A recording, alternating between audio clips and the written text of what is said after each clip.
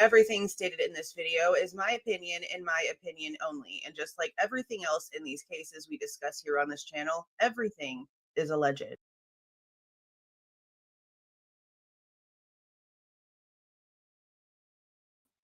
Hey guys, happy Monday! Happy Monday!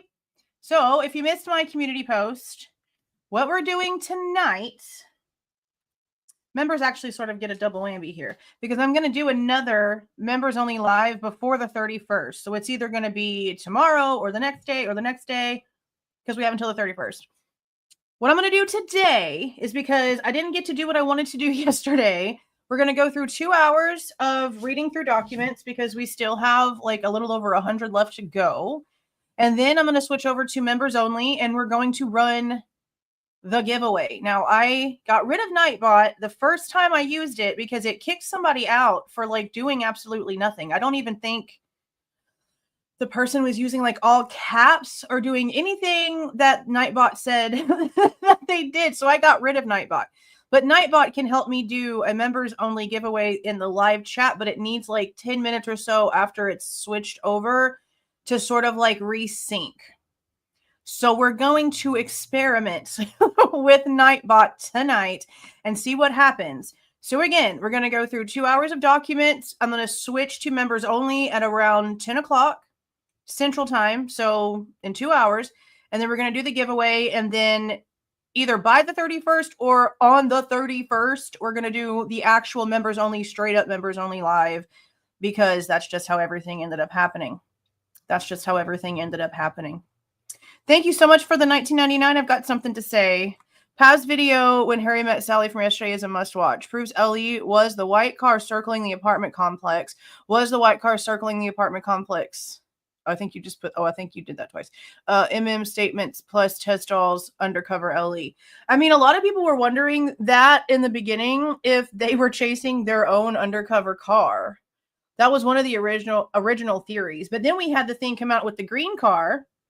That also sounds really plausible and possible because of the way that the cameras are. And now with everything else that's coming out, especially when it comes to the DoorDashers timeline, I don't even know what to think when it comes to what car they were actually chasing or not. Because just like the crap that Molly herself said, that puts her in that area for like ever.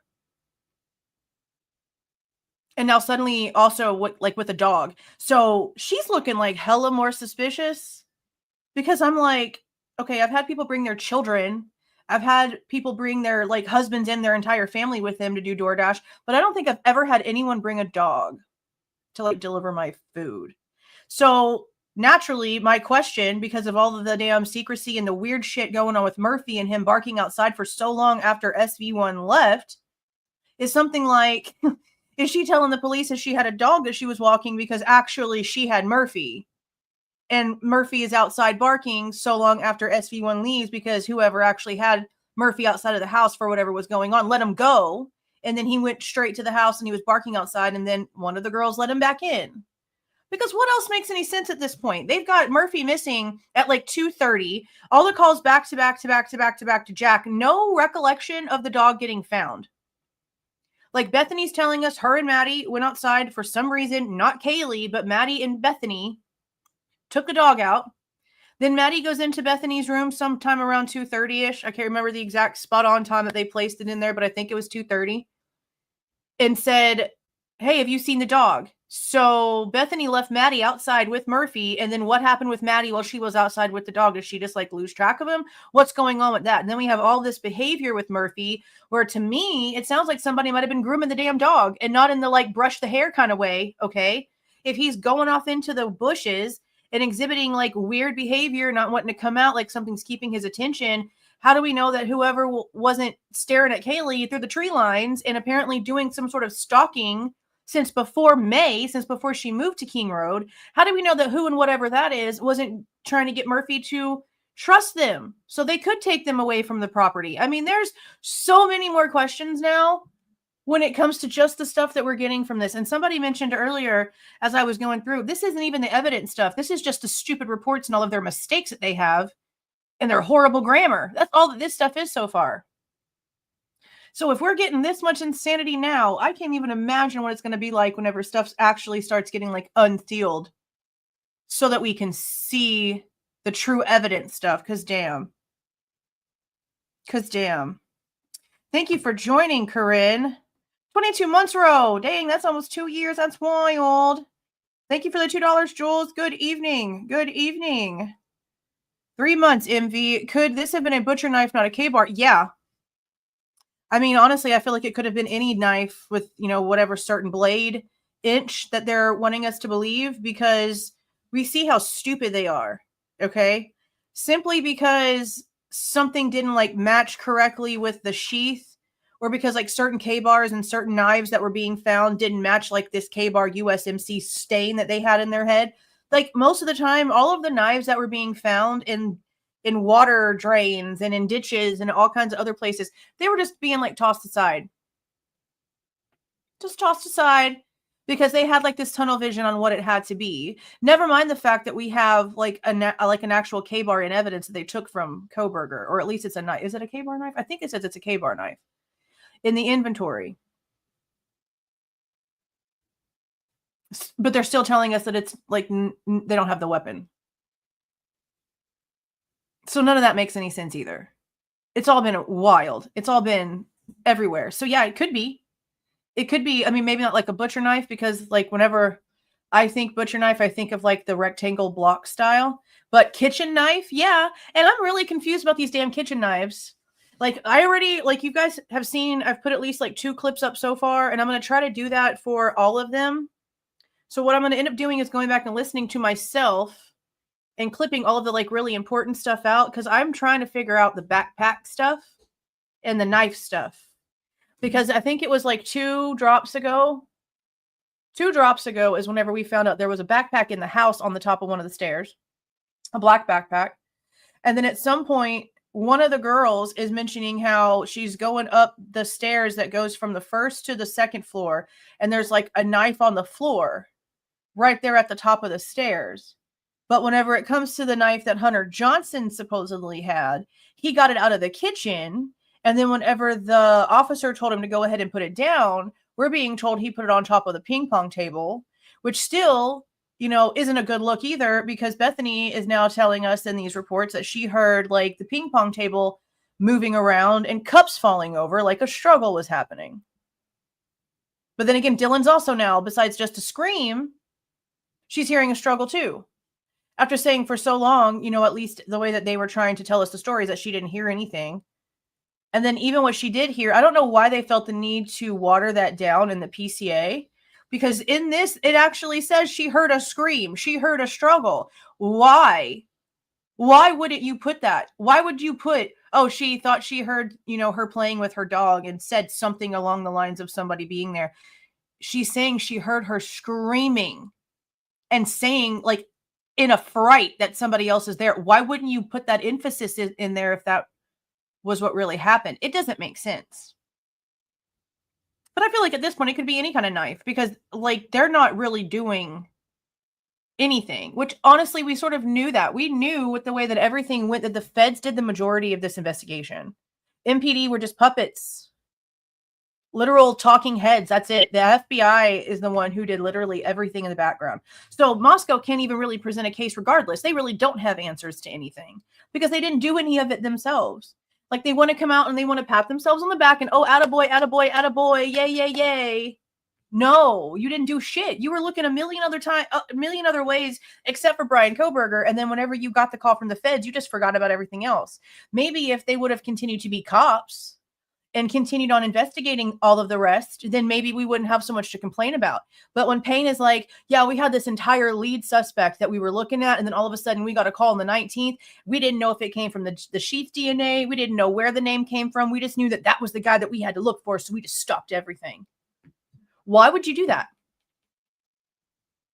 Why would you do that whenever you've got 4 people and there's not a lot between these 4 people that's the same? This is an off-campus house. They don't share the same sororities. One of them doesn't even actually live there, which I'd still love to know what apartment complex this apartment of Ethan's was apparently in. Because he was at Xana's like all the time. But he had an apartment. His parents got him an apartment. I'd love to know where it was. I really was looking forward to answers, but it's just been more questions. And I feel like the more that we get, probably the more questions we're going to have. Because it just doesn't really do a lot of anything. Okay, I'm going to try something real quick. I'm going to try to put this command in here, and I'm going to see if it does what it's supposed to do, because it'll tell me that Nightbot's active. OMG, where is it? Holy crapazolies. Did it do it? Oh, it did it. What? I'm learning. Okay. Oh, okay. Let me get caught up with everything, and then we'll get started with the documents. Welcome, Kenny. I'm pretty sure you've been here before, but welcome back. Thank you for the $2, Haiti. 21 months. Heads are better. Good evening. Did you read? Thank you for the $4.99 wit. Did you read the New York Times article debunking almost everything? I'm sorry. They did it. They're the ones we always have to debunk. Let me see. I think actually somebody commented this the other day, but I didn't remember until you just said anything. Let me look real quick. New York Times, Idaho, Kohberger. I'll be shocked. I'll do like a whole review video if like that's the case. Is it the one from 5 days ago? Did you see New York Times, right? Okay, I almost clicked on the New York Post. Is it the Idaho killer is sent to prison for life, his motive still unknown one from July 23rd? Mike Baker.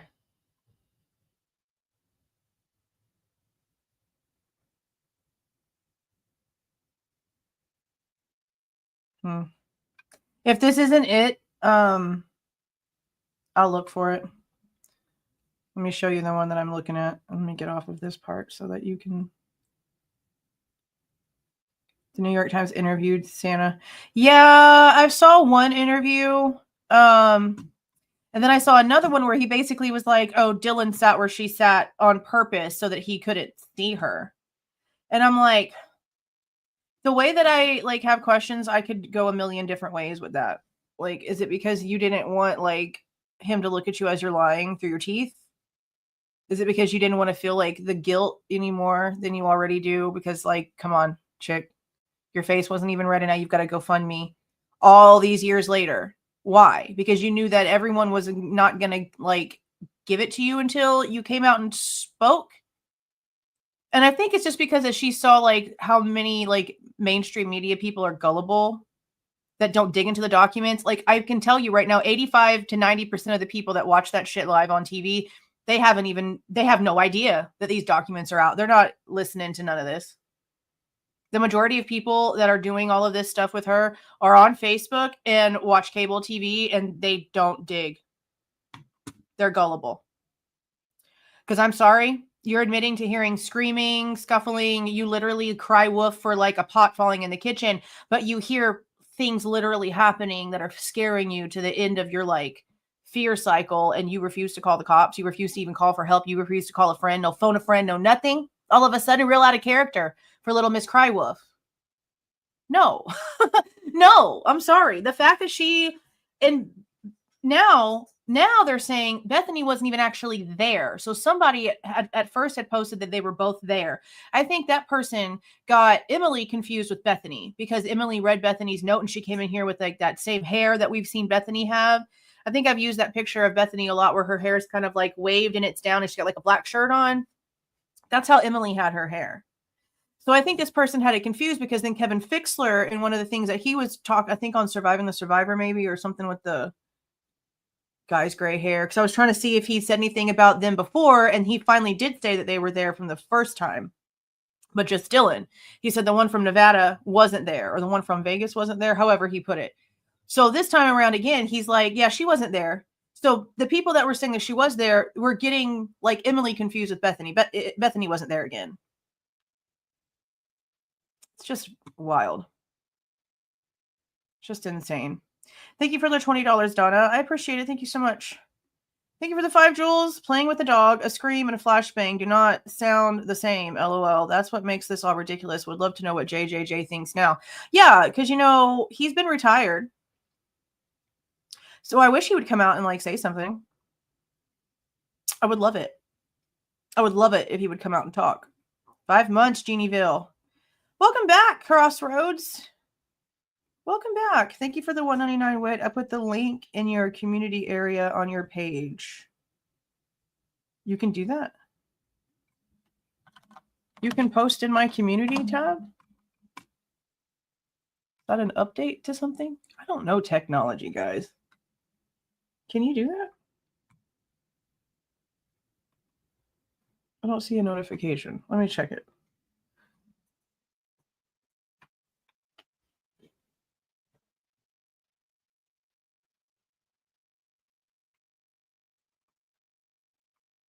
I only see mine.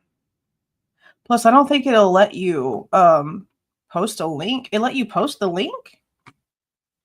I can't even like post links in comments half the time. Here's my email. So I have no idea that I didn't even know that you could do that, and it's not showing me anything.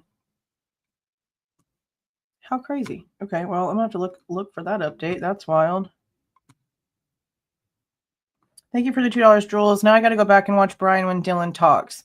Yeah, I kind of do want to kind of go back and like watch it a lot, especially since Olivia is kind of like out here.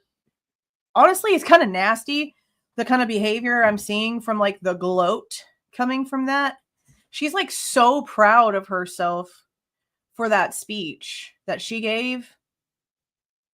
And it's like getting a little bit extreme. Like everybody wants to talk to her about like the speech that she gave, and she's letting it get to her head. She's saying just some real weird stuff.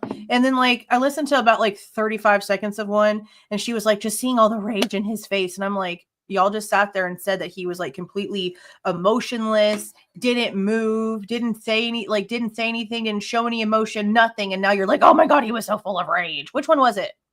Was he emotionless and cold and like a robot, or was he so like full of rage you could see it from across the room? Because it's not both. So it's been crazy listening to all that. Any updates on that hearing? You got a notification for it? No. I do think, let me check Vine. I was going to check Vine right now. I do think that it had to have been some sort of error, but you would think with the way that the docket is like not technically closed out because it's still on the portal, which is interesting because a lot of times whenever stuff closes out, they will remove it from the public interest site. So I know that like the other day I got a crap ton of notifications and it was like all these exact same ones. So I figured since that time, maybe it was like fixed.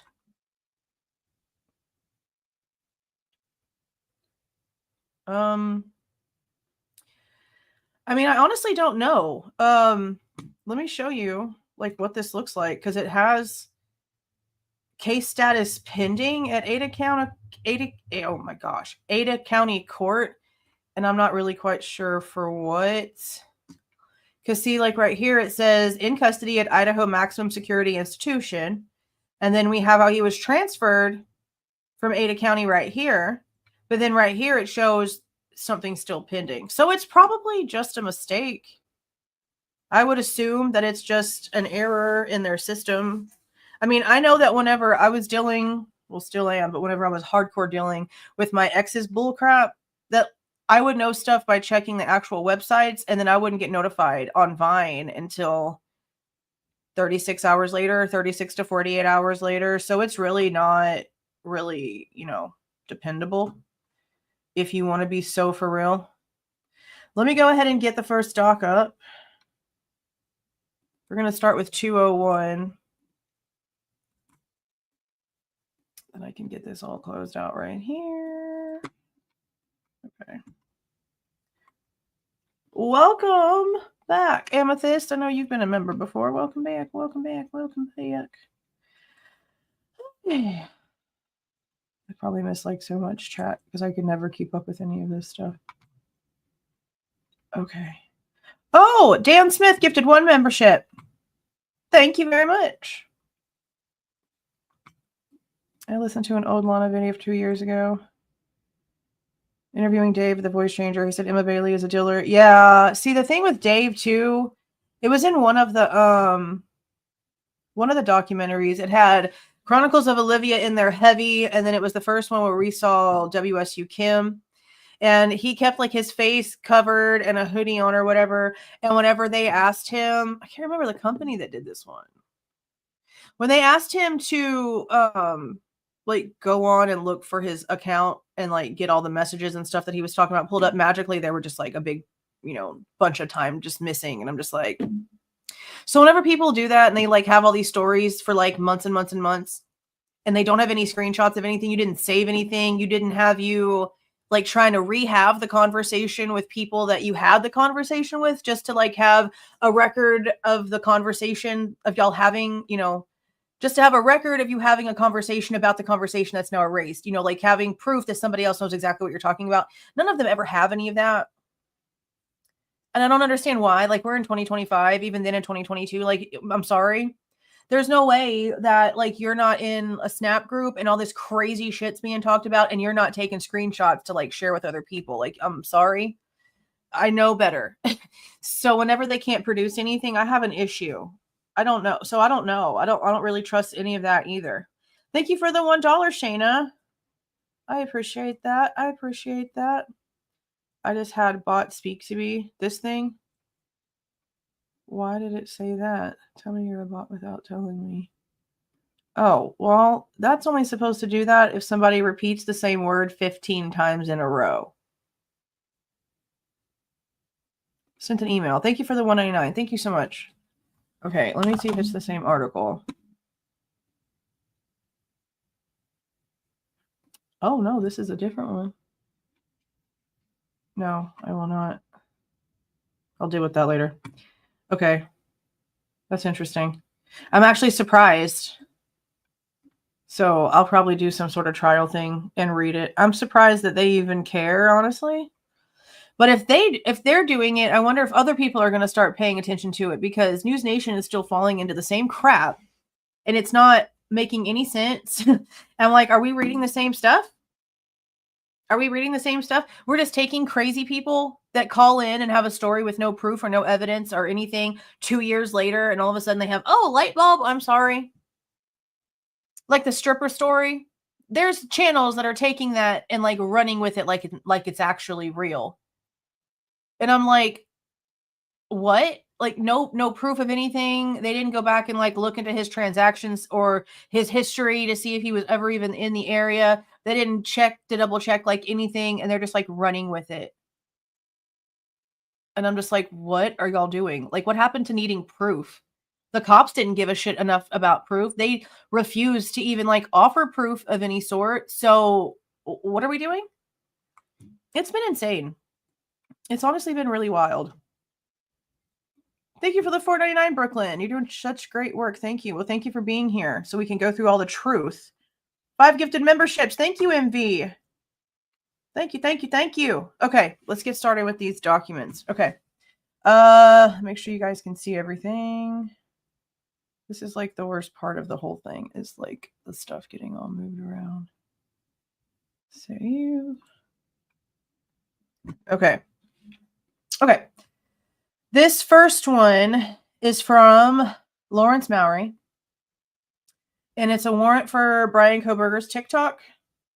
January 24th, 2023, I applied for a warrant for the user subscriber information and user data associated with TikTok account of Bryan Kohberger with any of the following identifiers. And there's 1, 2, 3, 4, 5 different things.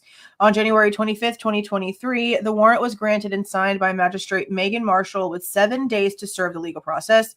January 26th at 8:30 is whenever it was served. They have an internal reference number. On March 3rd, he received an email stating that everything was ready to go. Everything was downloaded. The email I received from TikTok also stated, please note that after a diligent search, we are unable to locate any TikTok accounts associated with the identifiers blank at Gmail and blank at DeSales. In reviewing the contents, I found the account subscriber information of username with an account sign up of 11/18/22. So he didn't even make a TikTok account until 5 days after the crime. That's interesting. Part of me like really wonders if he was maybe trying to solve this crime, and maybe in doing so he put himself like in some crosshairs. Because I don't really know of anything else that makes any sense. Like I said, I have a theory that makes him the guy, but it would make everything that we've like ever been told or thought a complete lie, down to like literally every molecule of everything. And it would sound like a movie. It would be like multiple vehicles involved, dropping off a vehicle, picking up another one, like doing all kinds of crazy like covert shit. And I just don't see it. I just don't see how that's possible. And I still don't see how it's possible that one person can subdue everyone with everything that we know. Because even now, the way that we are finally getting true descriptions of the way that Ethan's body was, that's not somebody that was sleeping and attacked in their sleep while they were sleeping on their side, the way that his family is saying it in the book.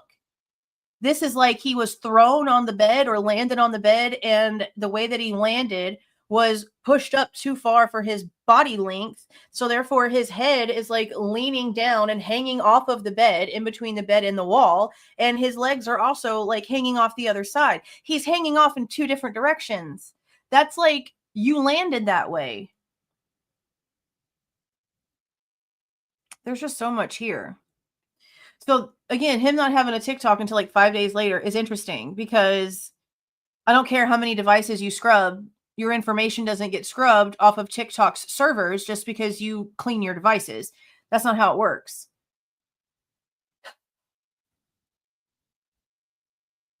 Interesting. Okay. In searching for the geolocation of the IP address blank, I found it returned to NordVPN out of Seattle, Washington. NordVPN had been located as an installed app on Kohberger's phone. Yeah, and like 1,000 of my own devices. I use like Nord on everything. No information was provided by TikTok regarding messages sent or received, followers or following accounts, or user-created content.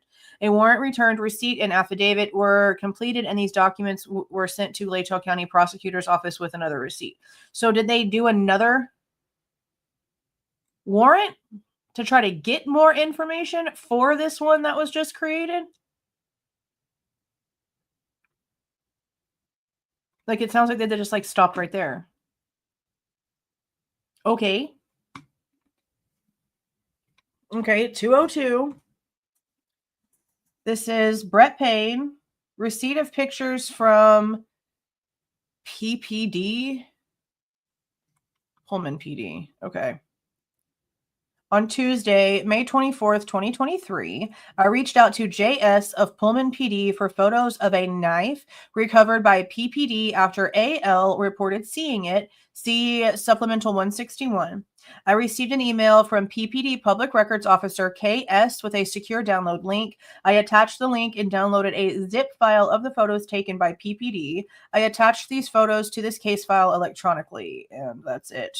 Speaking of files, I did file like another FOIA today with Moscow for like really more specified stuff when it comes to like some of the records that we have. I don't know how much anything's going to cost yet. Like I said, I haven't like ever paid for anything. I know they said that it would come with like additional cost most likely, so I don't know how much that stuff's going to be yet. I don't know. I also filed one more specifically with Monroe County to hopefully get like the like video of interview. The video of interview. Okay, this is Brett Payne, written on 5/26/23, WSU installment 11. It says, on Friday, May 26, 2023, I received an email from AS containing installment 11 of the WSU records requested via subpoena in this case. The email contained a secure link and password, which I used to access a downloadable zip file titled Installment 11. I had downloaded the zip file to my department computer.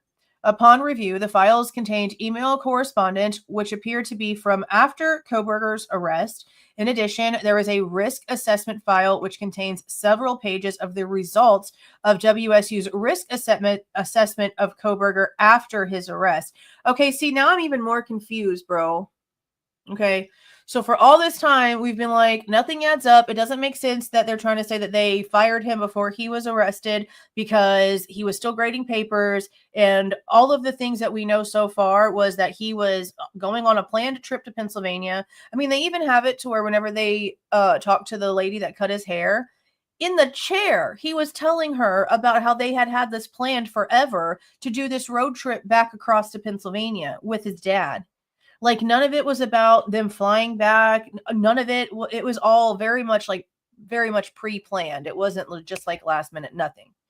We also know that he never told like anyone that he wasn't going to be going back. Not a single person has come forward and said, oh no, he said he wasn't going to be going back. Even in the interview with Brett Payne in Pennsylvania, he's like, yeah, no, I'm going to be going back. Yeah, I'm going to be a TA next year. Yeah, of course I'm going to be doing this. Yeah, I'm going to be doing that. And Jenkins on the 20th, whenever he finally found out who Kohberger was and he starts going through all the information, every single interview that he has done since everything, Anjanette Levy and like 2 or 3 other channels, there is nothing in a damn thing that he is saying that says, well, whenever we pulled his file, it shows that we had actually just terminated him. None of that is happening here. Everything up until the point that WSU knew Kohberger was the guy is he was still working for them. So on the 19th, he didn't know the suspect's name. Jenkins, the guy at WSU, did not know the suspect's name, but he was asked by Fry on the 19th to meet with him in Moscow the next day on the 20th. And on the 20th is whenever he found out the name. And as of the 20th, he was still there. So why? If you fired him before he was arrested, are you doing a risk assessment on him if he's not supposed to be coming back to your campus? See how those things don't make sense? And just like the trespassing paperwork, if he was already going to have to be leaving, if he'd already been fired, meaning he lost his funding, meaning he wouldn't be able to go to school the next year, then why would you need to be trespassing him knowing that he was just arrested? And he wasn't going to be coming back and somebody else was going to be packing up his stuff? Why would you go through those extra steps unless he was still an employee, unless he was still a student? So now I'm seeing, okay, what do you mean risk assessment? Why would you do one after his arrest if you're trying to make us believe that you got rid of him beforehand? That doesn't make sense. That doesn't make any sense. Let's continue so we can just be more confused, shall we? Insane. Okay, 204. More WSU stuff. Okay. Brett Payne, this was on 5/31/23. So at this point, we've already had the grand jury happen. Grand jury's already happened. Okay. On Wednesday, May 31st, 2023, I received an email from AS containing a secure link and password to access installment 12. It's titled installment 12. Upon review, I found the file contained several subfolders of emails between P and Kohberger. There were also numerous pages of graded assignments of Kohberger's as well as redacted text messages referencing Kohberger. Okay, and that's it. Okay. So there's going to be actually like a lot from WSU that's like in evidence. It's going to be interesting to actually finally see everything. Okay, this one is Lawrence Mowry. This is an extended warrant for T-Mobile. On March 30th, 2023, I applied for a warrant for call data records from June 23rd, 2022 to August 1st, 2022. So that's just like a month and a week or so, associated with the T-Mobile accounts with any of the following identifiers, and there's 2 different T-Mobile numbers. A previous warrant to Snapchat requested the date range. See, why are we talking about Snapchat in this thing for T-Mobile?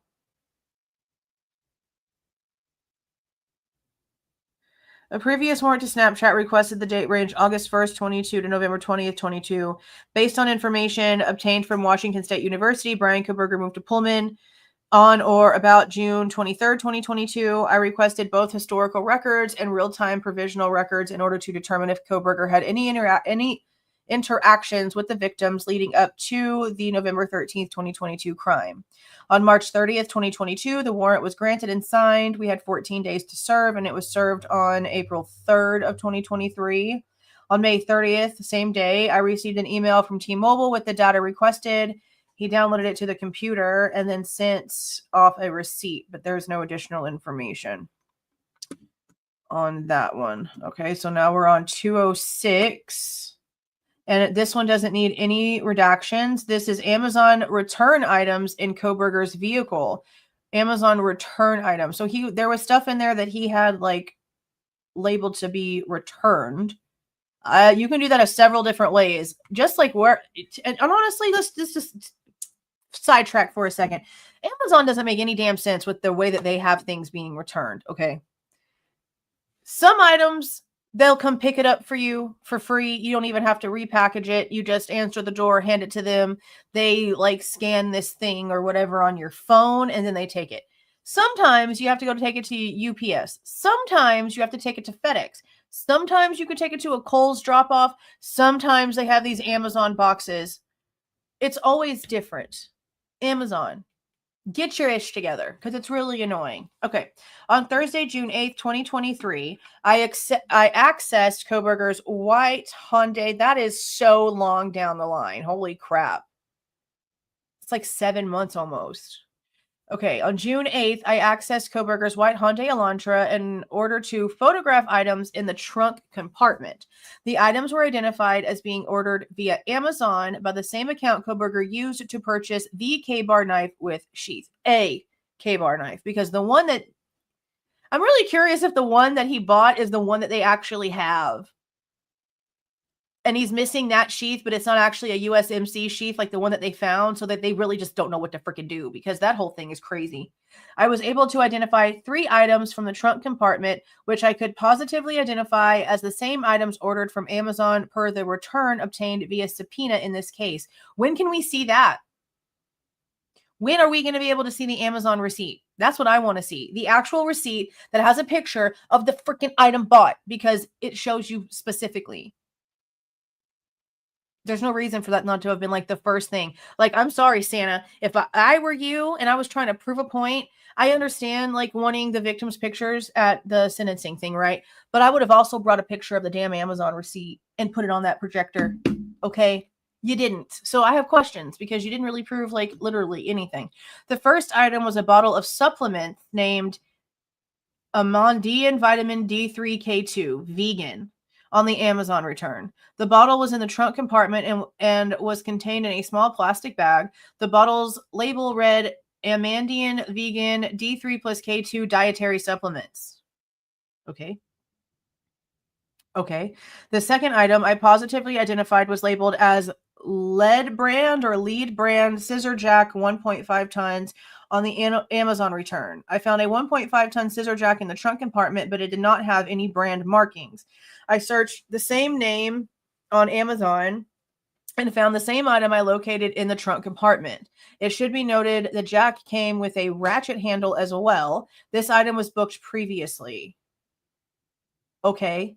The third item I located was labeled Cartman Warning Triangle DOT approved on the Amazon return. I located a red rectangular plastic box with warning triangles inside. Those are those little ones, like if you ever see the like the 18-wheelers off on the side of the road, I'm pretty positive these are like those little bitty like orange and red looking little triangles they place like around on the street so that people will go around their truck. I'm gonna go like make sure though. Oh, look, I'm right. Look, that's what that is. So he has a jack in case his car gets a flat, and he has warning triangles in case he's on the side of the road in a snowy area. Oh my gosh. He's such a bad human. None of this, like, this is what we're worried about. Vegan supplements, a jack for your tire, and a freaking safety equipment. Okay. I photographed these items and attached the photos in the case electronically. He's more prepared than I am. Okay, I'll tell you that right now. You know how long I went without even having a damn donut in the back of my car? You know how long I went without even having like an air compressor in the back of my car? And as a single mom with kids that's always been driving around by herself, that wasn't very smart. Okay. Homeboy is more prepared than I normally am. Let's just be so serious. Okay. This is Brett Payne, WSU install at 13 and 14. When I reported for duty on Tuesday, June 13th, 2023, I had 2 emails in my department inbox from AS. Each email contained a secure link, same thing as always. I accessed the link for installment 13.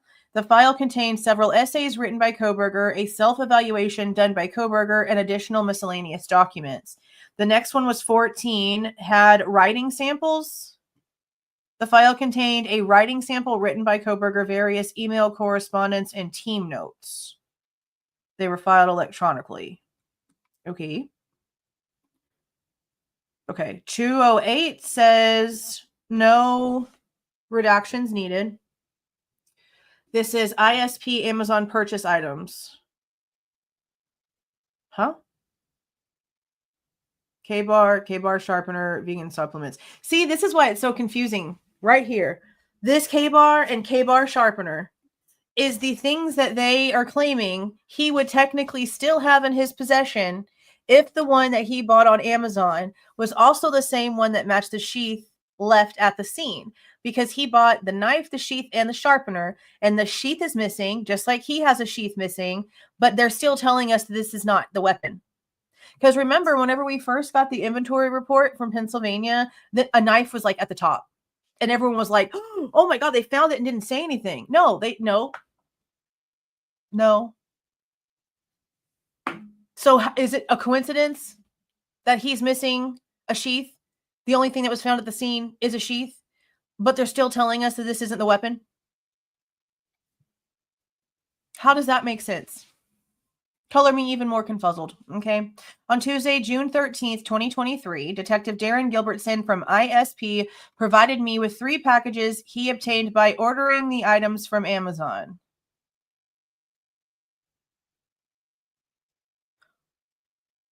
Why are we ordering the items from Amazon if you have items already that are in evidence because they're supposed to actually belong to your suspect? Why are you repurchasing things? Detective Gilbertson stated he purchased the items in the same fashion used by Kohberger to purchase a K-bar with sheath, a K-bar sharpener, and a bottle of supplements. Okay. I photographed each of the packages and their content along with the order paperwork Detective Gilbertson provided. The package contained 1 K-bar straight fighting knife with a leather USMC sheath. Okay, there it is. Finally. Okay. Almost finally. Okay, right here it shows. This makes even less sense now. Oh my God, I don't understand what's happening. Okay. Now they're saying that they purchased the same exact set that Kohberger bought. And this set comes with the damn USMC sheath, okay? But they're still telling us everything I just said. The sheath at the scene magically has no knife and no sharpener. The knife and the sharpener that Kohberger has magically has no USMC sheath. Yet the one that they found in his possession is not the weapon.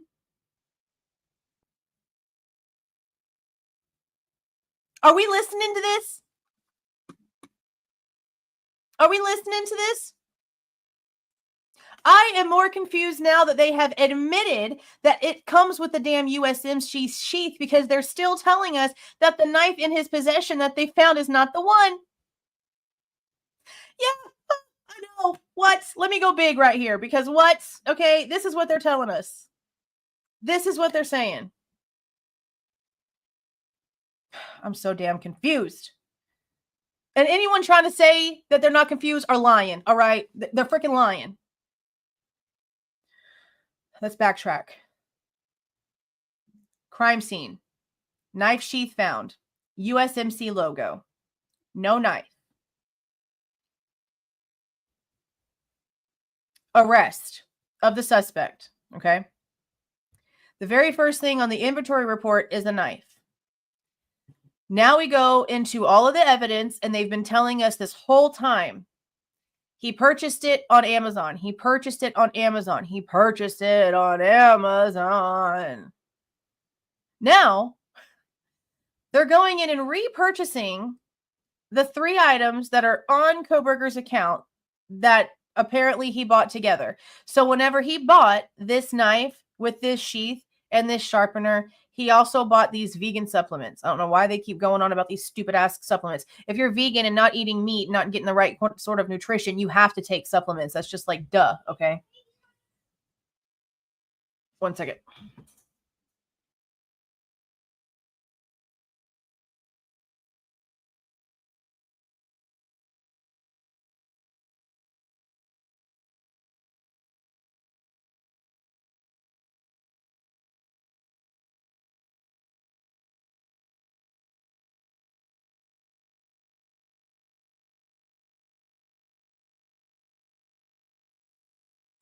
Okay. This doesn't make sense. So they repurchased the knife set with the sheath and a sharpener that they're claiming that he bought on Amazon.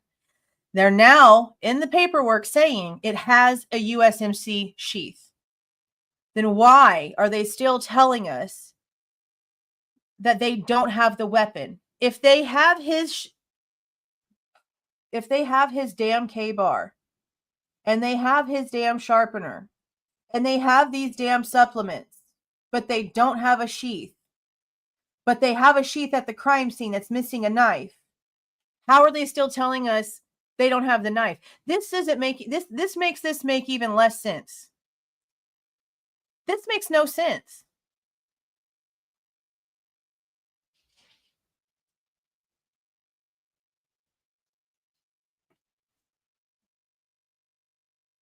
Like if they would say, "Oh yeah, we've got the blade. We found the knife whenever we arrested him. It's right here and it matches the Amazon purchase."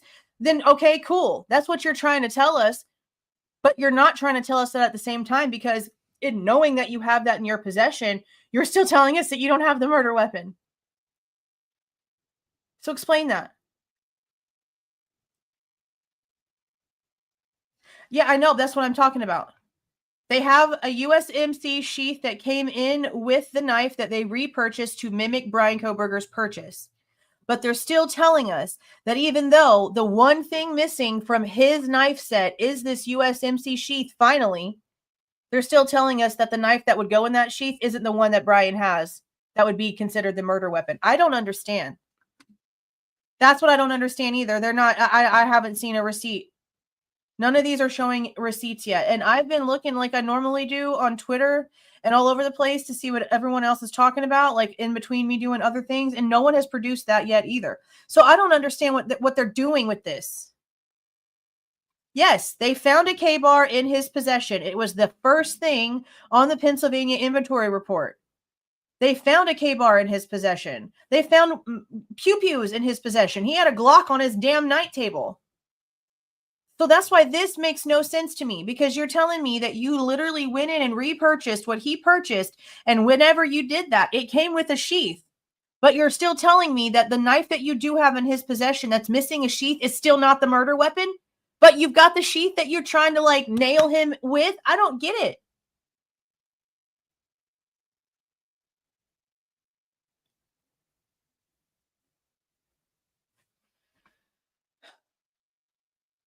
They ordered it straight from his Amazon history, is what they're trying to say. So it's supposed to be what they're trying to claim he used, but they're not at the same time. And if it has the USMC sheath, then why aren't they telling us that this is the one that he used? This is confusing. They're not admitting that there's a second one. They're not admitting that it's a different size.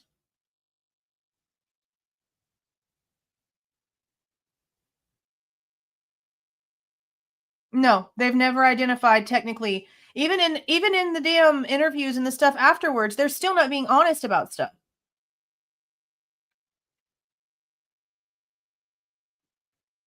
Yeah, I know. That's what I'm saying. That's why this makes even less sense, because they're claiming, oh, this one should have a sheath.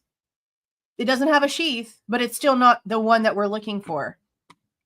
How do they even like hear themselves?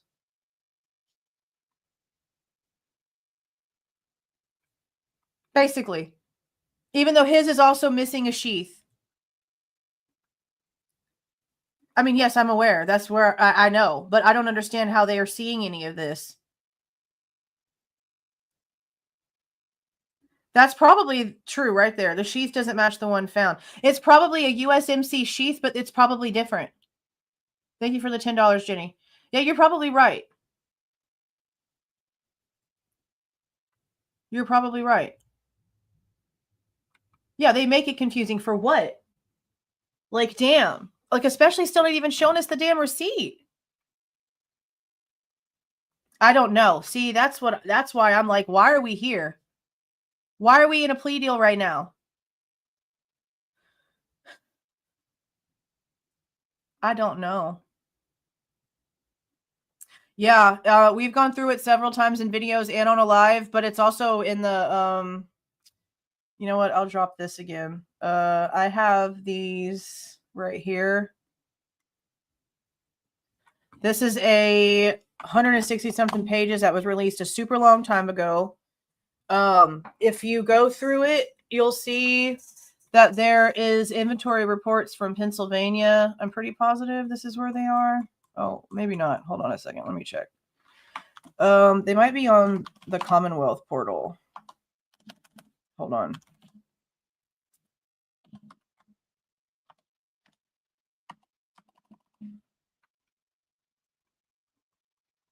I mean, there's a lot of documents in this thing anyway, but let me see if this is the right one.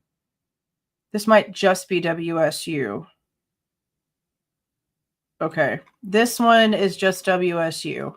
So if you go to this website right here, this is the Commonwealth of Pennsylvania website.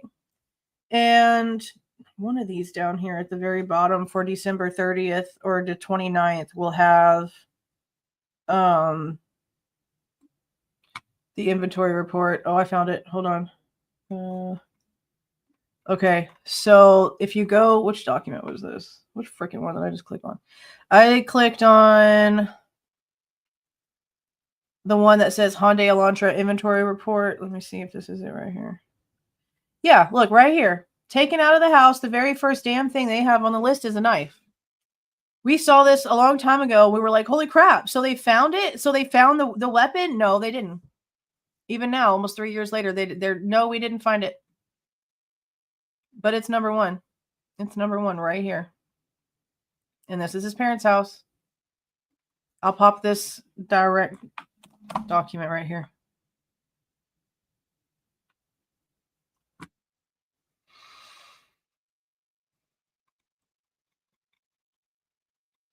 Like, this just further proves the bullshit. This just further proves the bullshit. Because how do they have this like this and they're still saying what they're saying? This just further proves the bullshit.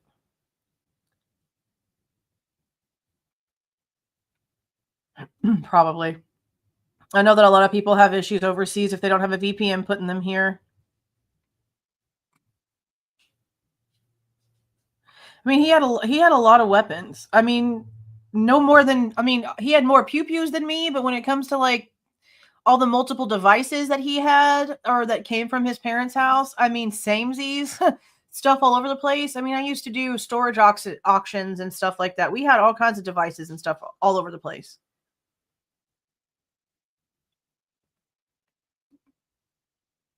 Okay, I'm going to finish this like ridiculous paragraph, then we're going to move on. Let me just like restart the paragraph of stupidity. I photographed each of the packages and their content along with the order paperwork Detective Gilbertson provided.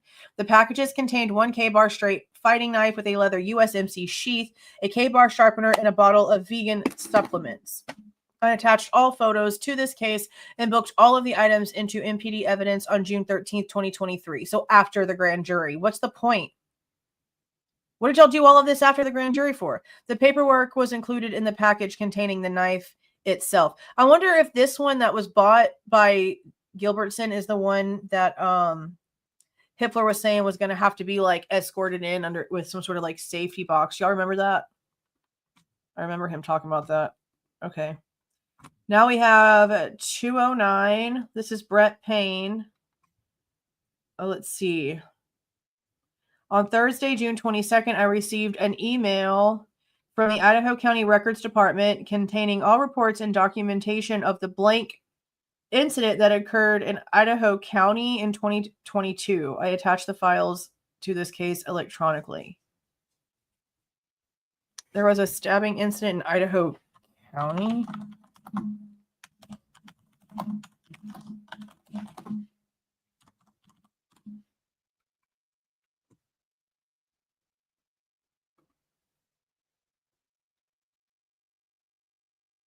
It's just giving me this one. Is there like another one?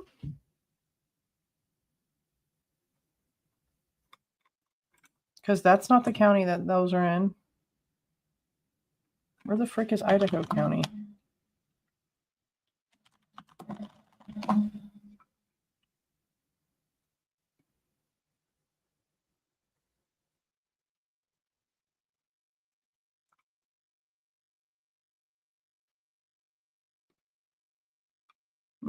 I'll look again later. I don't even understand what this is for. This sounds like something completely different. Okay. 210. Danny Vargas, meeting with the Spokane medical examiner, June 28th, 2023. Again, after the grand jury. Okay. On June 7th, 2023, I reached out to Dr. I'm pretty sure it's Singh, Chief Medical Examiner for the Spokane County Medical Examiner's Office, to arrange a meeting with the Latell County Prosecutor's team. Dr. Singh stated she can meet on June 28th, 2023, which worked for the prosecuting team. On June 27th, 2023, I met with TS, MPD evidence technician, and had item number 733, a K-bar knife, temporarily released to me so I could bring it into the meeting with Dr. Singh. So they repurchased the one that they claimed that he purchased, and now they're bringing it with them to go and speak to the ME, while still telling us that even though it's missing a sheath, it's not the sheath that's found at the scene, apparently, because this isn't the weapon.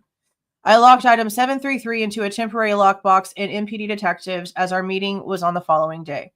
On June 28th, 2023, I removed item 733 from the lockbox in MPD detectives and brought it with me to Spokane. On June 28th, 2023, at approximately 10:30 hours, myself, along with Bill Thompson, Ashley Jennings, Jeff Nye, and Ingrid Beatty, met with Dr. Singh at the Spokane County Medical Examiner's Office. Dr. Singh had pre-selected several photos from each victim to go over with us so she could describe the shape of a weapon that would have caused the injuries. I removed the K-bar knife from the sealed package and showed it to Dr. Singh. Dr. Singh stated the shape and size of the K-bar knife was consistent as being the weapon which could have caused the injuries on all four of the victims. Okay, more confused. Dr. Singh described how some of the wounds had 2 points on either end and how some wounds had a point on one end and a square shape at the other end. Dr. Singh explained how the K-bar knife could have created these wounds depending on the depth of the injury. Dr. Singh explained the tip of the knife having sharp edges on either side would show a wound with the points on either side. Dr. Singh described a deeper wound would show a point on one side and the square sharp edge on one side and a square edge on the other below the tip. Dr. Singh pointed out some of the wounds had a mark that was consistent with the guard on the K-bar knife. Dr. Singh described how the wounds could look different depending on the skin stretching, the dynamics of the situation at the time, and the angle or position the knife was in as it was inserted or removed, and how a victim was moving or not moving at the time. Dr. Singh described some injuries depicted that the strength of the weapon itself and the force used would have been great. We concluded our meeting with Dr. Singh and brought the knife back to evidence. But you're still telling us you don't have the weapon. So you're sitting there telling us in court that this purchase is what is making him so guilty, but you're still not saying that you have the weapon. I know public school failed a lot of people, but I know they have to be understanding how stupid they sound.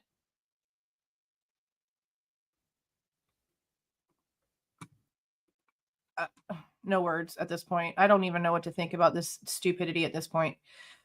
Okay, Brett Payne. Like, what the frick? Okay. How can Steve Goncalves be hearing and seeing all this and not be like, throw in the biggest hissy fit? How could none of the families be throwing hissy fits right now? June 29th, 2023. Email and mail tips. Okay. On June 29th, 2023, I provided MPD with a thumb drive containing all email tips received in reference to this case from January 13th, 2023 to June 27th, 2023. The emails were converted to why am I seeing an M? PDF format prior to being provided to MPD records. In addition, I also gave all current hard copy mail-in tips to MPD records to be attached to this case as well, and no information about what the tips are. Okay, great. Okay, 212, Brett Payne, Indian Mountain Lakes and aerial surveillance. Okay. Now remember, they did not, MPD, Payne, and whoever else went to Pennsylvania, never went into the neighborhood. They said themselves, Payne said himself, they never, ever, ever went into the neighborhood. They never went past the gate. They went to some sort of command center and they watched through a drone camera on a screen what was happening. They never, ever set foot over there. On Thursday, June 29th, 2023, I located 2 thumb drives containing video surveillance footage of the access gates and Indian Mountain Lakes gated community wherein Kohberger's parents' home was located, and aerial surveillance footage and photos of the Kohberger residence. I verified the thumb drives contained the correct footage and videos and booked them into MPD evidence on June 29th, 2023. It should be noted the thumb drives were in a locked cabinet in my office since they were received. The thumb drives were not initially booked as they were in an envelope not recognized as containing them. I love how he doesn't give any dates, like the thumb drive dates themselves. You know, because they've been trying to act like this whole time, we don't have any footage of the arrest. Yeah, you do. You have drone footage of the arrest. You got people that have cameras on. You best believe you do, because you know damn well that you needed to try to protect your own selves so y'all can lie somewhere else. That's another thing that was probably going to come out at trial. There's been several cases where they've said there was no footage of anything. The body cameras were off. The dash cams were off for some reason or another. And then lo and behold, come trial and we have a whole bunch of footage. It's happened plenty of times. Thumb drive with license plates and vehicle from WSU parking lot. And this is Dustin Blaker. Okay. Between November 25th and December 7th, I received a thumb drive from WSU Police Department. The thumb drive had a listing of license plates WSU parking had on file. I provided this thumb drive to an FBI employee to be transferred to their shared drive. I then placed the thumb drive in my file cabinet in my personal office. I am booking the thumb drive at this time to make sure it can be discovered to the defense. Who cares? Y'all didn't even call the tip in. Y'all didn't even send the information over whenever y'all saw his car because it wasn't the right year range. So why is this important? And remember, for those of you that were here whenever we went over my Pullman data jump, they sent me a bunch of crap FOIA stuff. There was emails. It's either April or August of 2024. One of the A months, but still in freaking 2024. Okay. Brett Payne was just then emailing Pullman or WSU really to get the Love's spreadsheet or Love's sheet or whatever from the officer that actually like had like a spreadsheet with the license plate numbers all written down in 2024. So if you have this information on some sort of thumb drive in 2023, why are you almost a year later emailing them getting more information? I don't understand that. Blaker. I mean, it's Payne that's emailing them, but Payne is the one that reviewed it. Look right here, reviewed by Corporal Payne. So why are you just trying to get information again a year after this if you have a thumb drive that has this information in it? Okay. Here's number 214. Facebook warrant additional. On June 29th, 2023, I received several emails from Facebook with a reference number of blank. These emails stated, hello. We became aware of an issue that may have affected our previous production of IP addresses in this case. The updated IP records are now available for download. Please rely on these updated records going forward. We apologize for any inconvenience this may have caused. On July 5th, 2023, I logged into the Facebook law enforcement portal and downloaded the files provided. These files were copied to the forensic computers located in the secure forensic computer lab at the Moscow Police Department. So Facebook originally sent them incorrect information. I hope that they took the new information and restructured whatever they needed to restructure. I mean, obviously the social media stuff didn't have any connections, but if that was because of an IP error, I hope that they went back and corrected everything. I'm sure they did, but even with an error, there's still no connections to anything. I wonder if this is for all of Meta or if this is just Facebook. Wild. Okay. Here is 215. Andrew Fox. I don't know who you is. Concatenation of videos. July 5th, 2023. Detective Fox. Okay. On June 15th, 2023, I was provided the entirety of the 1122 King Road surveillance videos. This included 1,464 different 5-minute videos.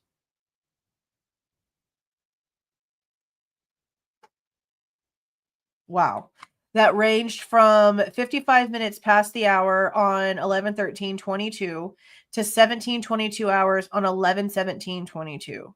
Using Axion Investigate version 3.1.0 software, I was able to stitch the videos together to multiple hour clips. I wonder if this is what Ann Taylor was talking about. Remember when she said that there would be some media and there was no audio, and then there was pieces of audio that actually went with the video, and they had to be like layered back on together because for some reason they were all undone. And she was saying how they were having to stitch stuff together. And I was like, so they're editing evidence? Because that's like a no-no. Like in my case, whenever I had to send stuff in as proof that he was violating a protective order, I couldn't have like anything highlighted on a screenshot or like circled. I couldn't have an arrow pointing to anything. It had to be in its purest, most original form. So the fact that they're like, oh, we have to stitch all this stuff together, I don't really see why. They needed to do that in the first place instead of just doing like the relevant stuff that actually showed things.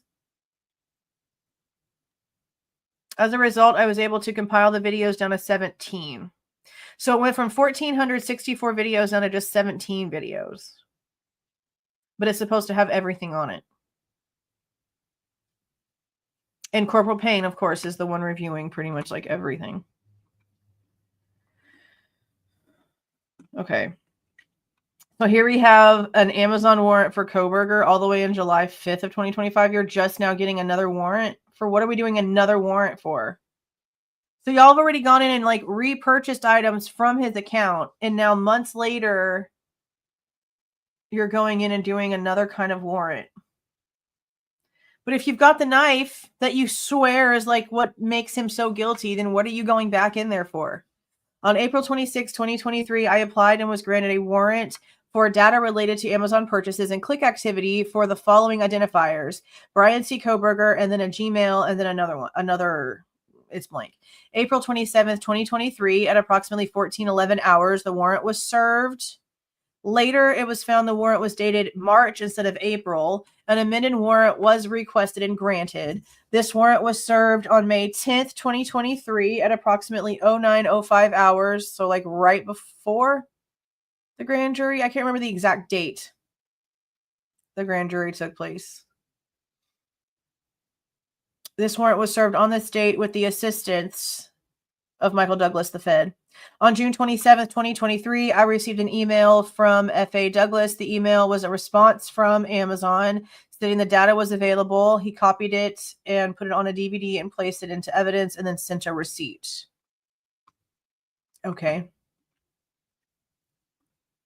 I don't know why, if you have like what you think you already like need, you're doing all that, but all right.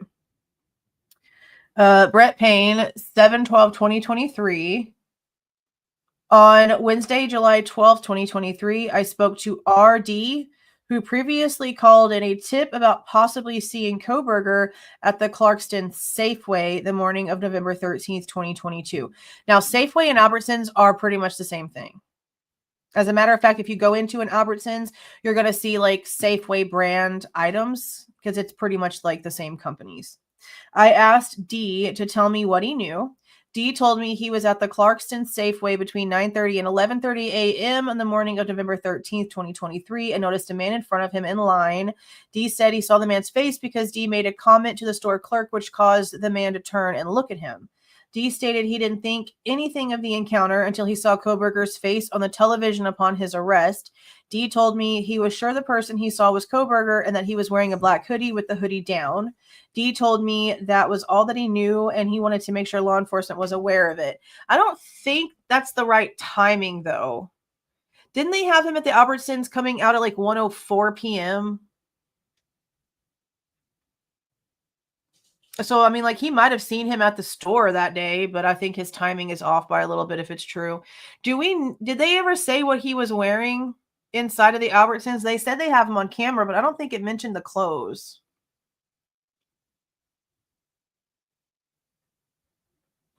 I wish that he would have put something like in the surveillance camera, it showed Kohberger was wearing blank, blank, blank.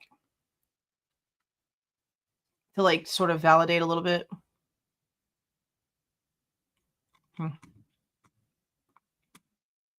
I mean, it's just like, hey, we were at the same grocery store, so it doesn't really mean too much, especially since we already know he was that way.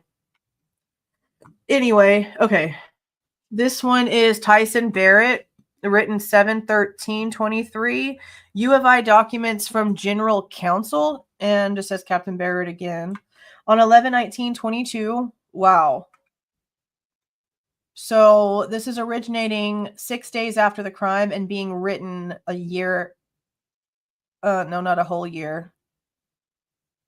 A long time, from November to July. Okay.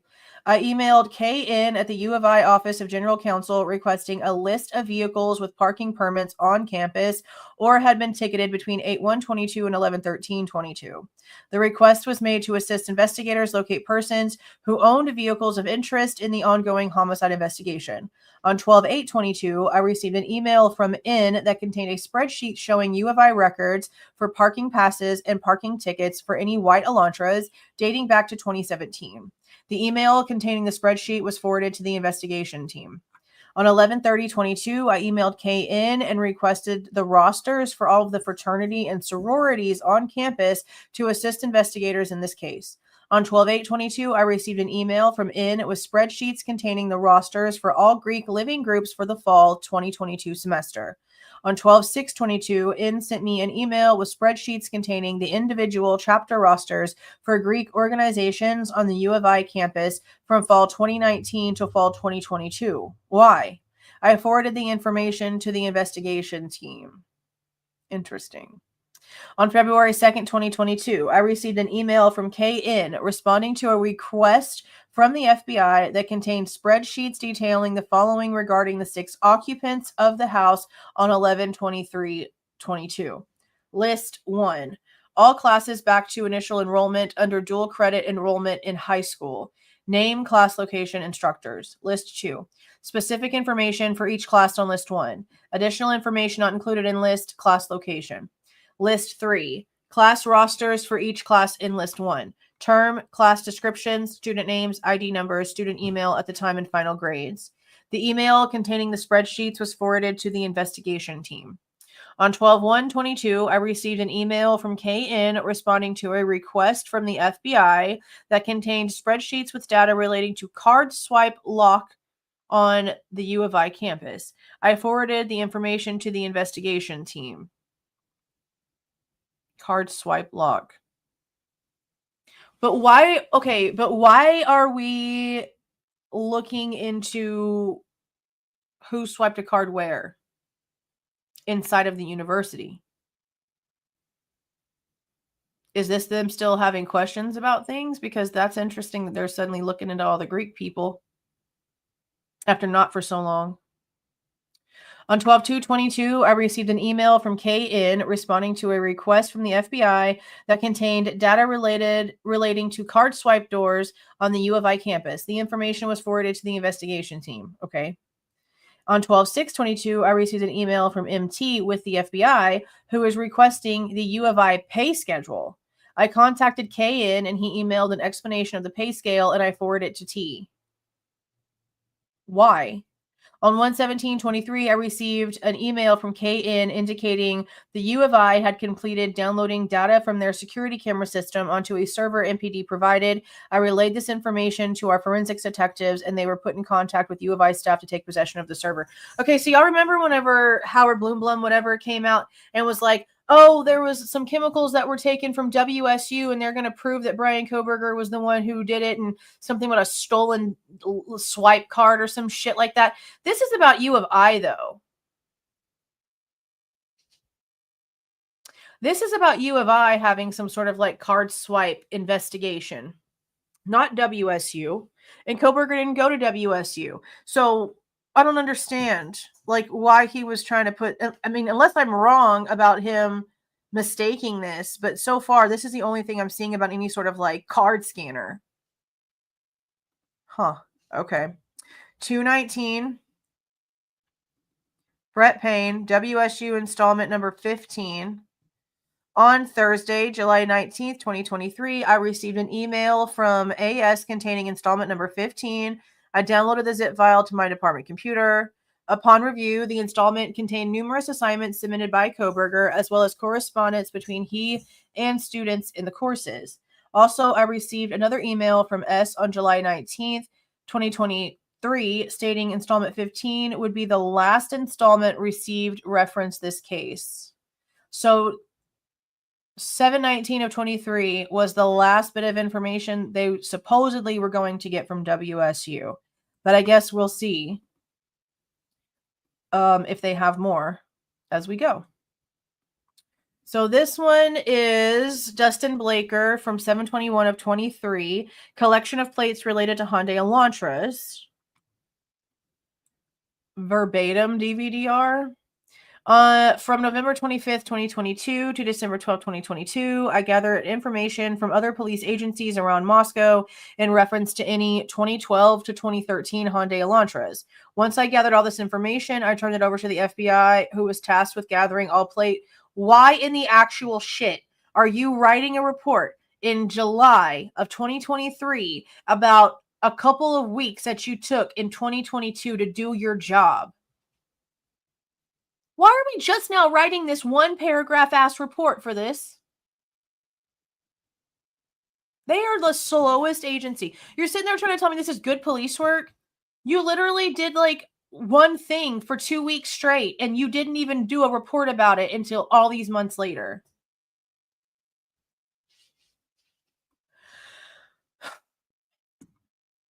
Okay, 2021. Talk about just the stupid shit. Okay, Lawrence Mowry, he's going to be search warrants all day long. Kohberger PayPal OneDrive. In an attempt to locate further online accounts or online service providers utilized by Bryan Kohberger, I began previewing the data forensically acquired from the desktop computer seized from the residence of Bryan Kohberger, located at blank, Pullman, Washington. Yeah, he left a computer there and clothes and a bunch of other stuff, but he was running away.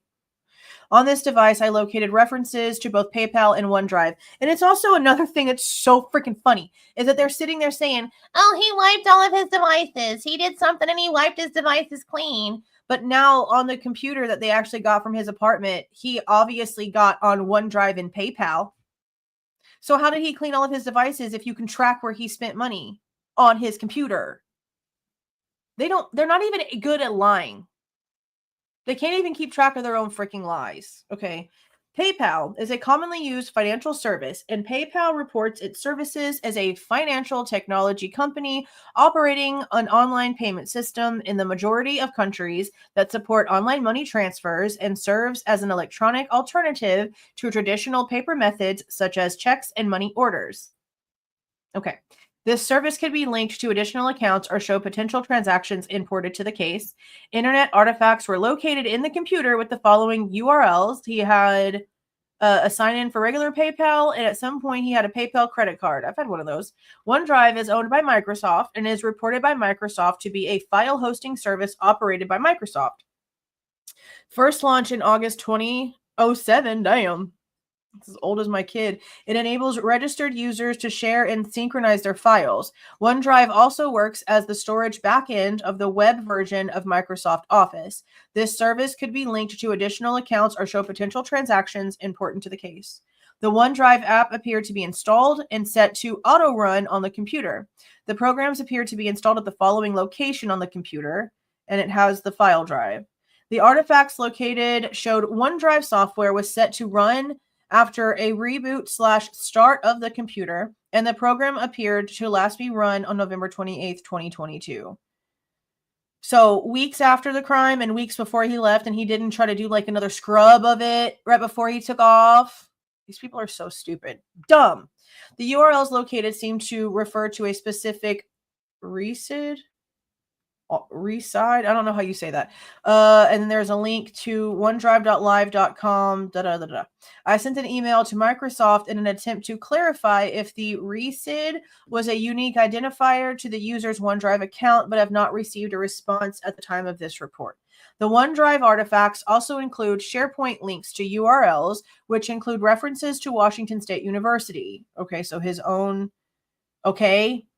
So with my medical job, everything that we do whenever we log in goes to a SharePoint like homepage. And from there is where we click on everything else that we need. It's all in something that is called SharePoint.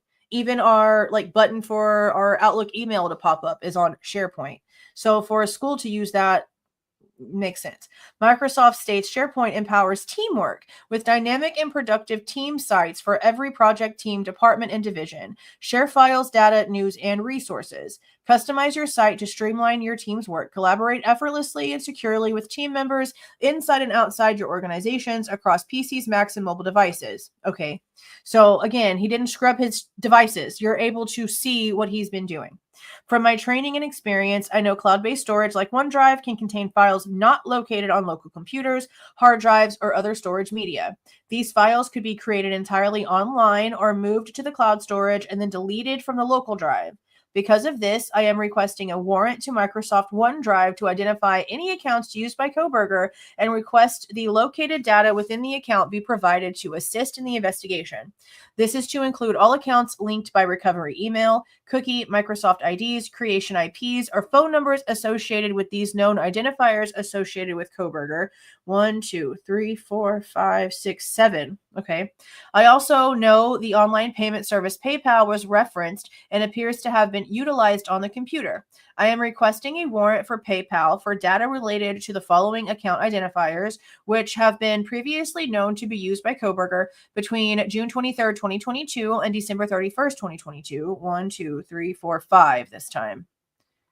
And that's it. You'll also remember how they told us in a document, either in a document or in court, that after a certain point, like I'm pretty sure like the time of the crime, maybe the day of the crime, they tried to say that after that, like Kohberger never used his card ever again and he just like straight cash for everything or whatever. And then we find that he was using his card all the way through to like December something, and there was actually like transactions on his debit card. So like so much crap, so much crap that they've told us is not accurate like at all. It's so gross. Okay.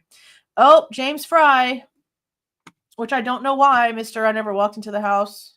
Anyway, 7/25/23 on 11/28/22, KJS. Who the frick is you?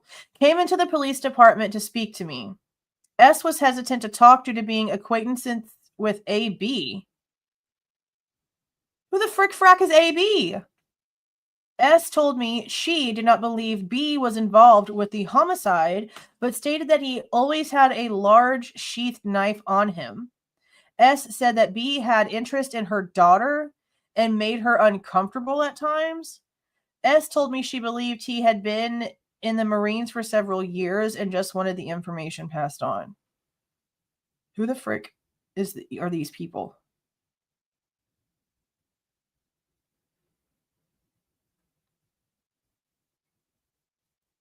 Hippler Crossface says Antonio Bryant. I've never heard that name before in my life. Interesting. I don't know. I have no idea. No idea. Okay. Dustin Blaker. Information from PP. Okay. DVD-R with information about past tenants for PP in the area of King and Queen.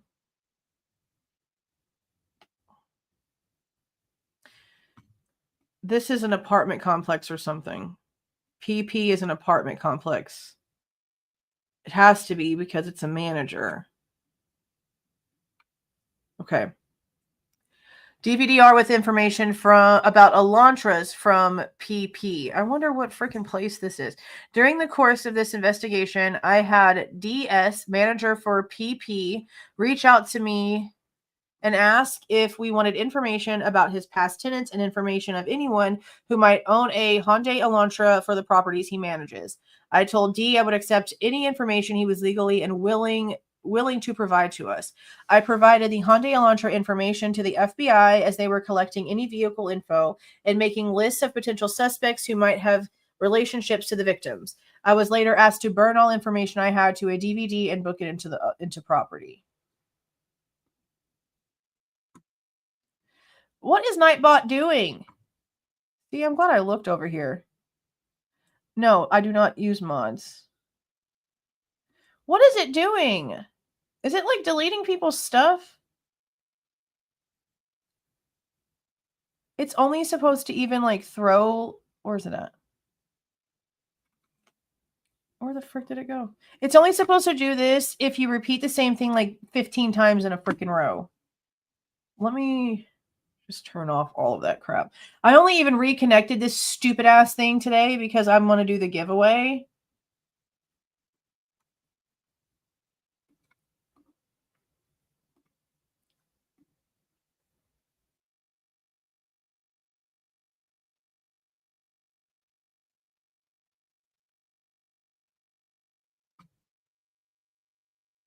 Where is, okay.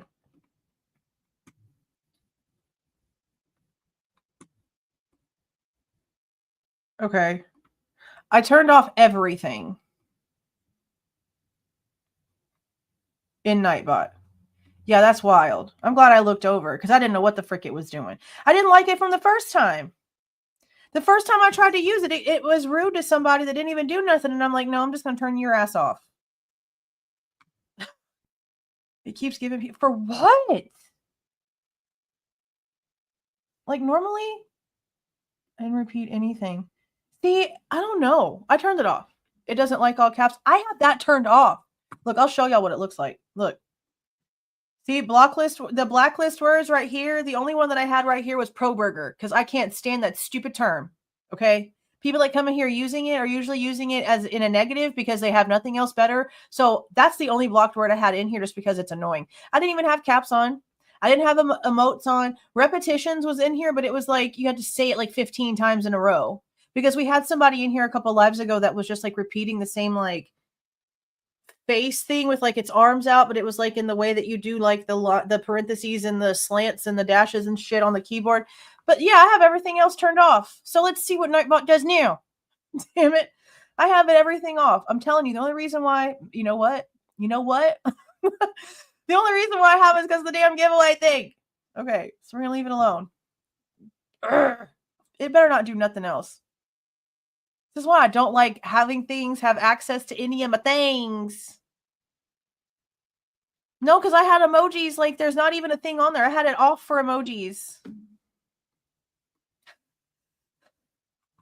It warned Grammy H for nothing. Well, I turned it off.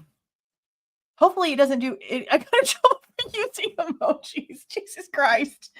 This thing is stupid. Can we ban the word turkey too? I don't know why this is doing this. It can, damn it. After this, look, I'm only ever going to use it for giveaway stuff unless I can find another system that doesn't act absolutely stupid. Because this is dumb.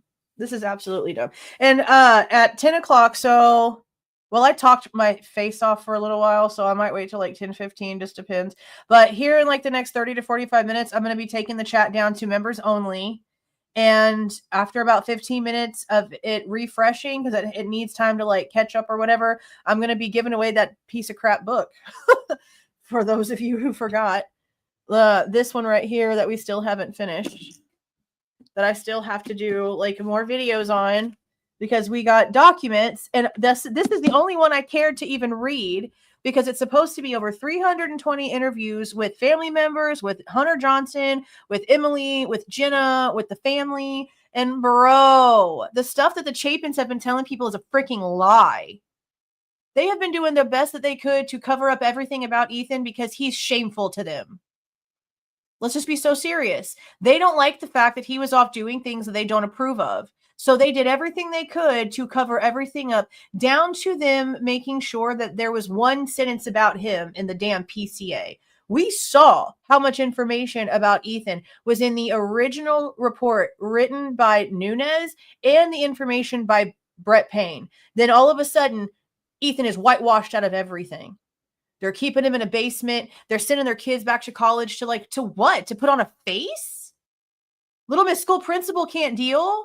Little Miss Greek Row can't deal that her kid was different and didn't want to follow in her footsteps, didn't want all of the stress. This book makes it sound like every move, every breath that Ethan took, his brother's life depended on his every movement.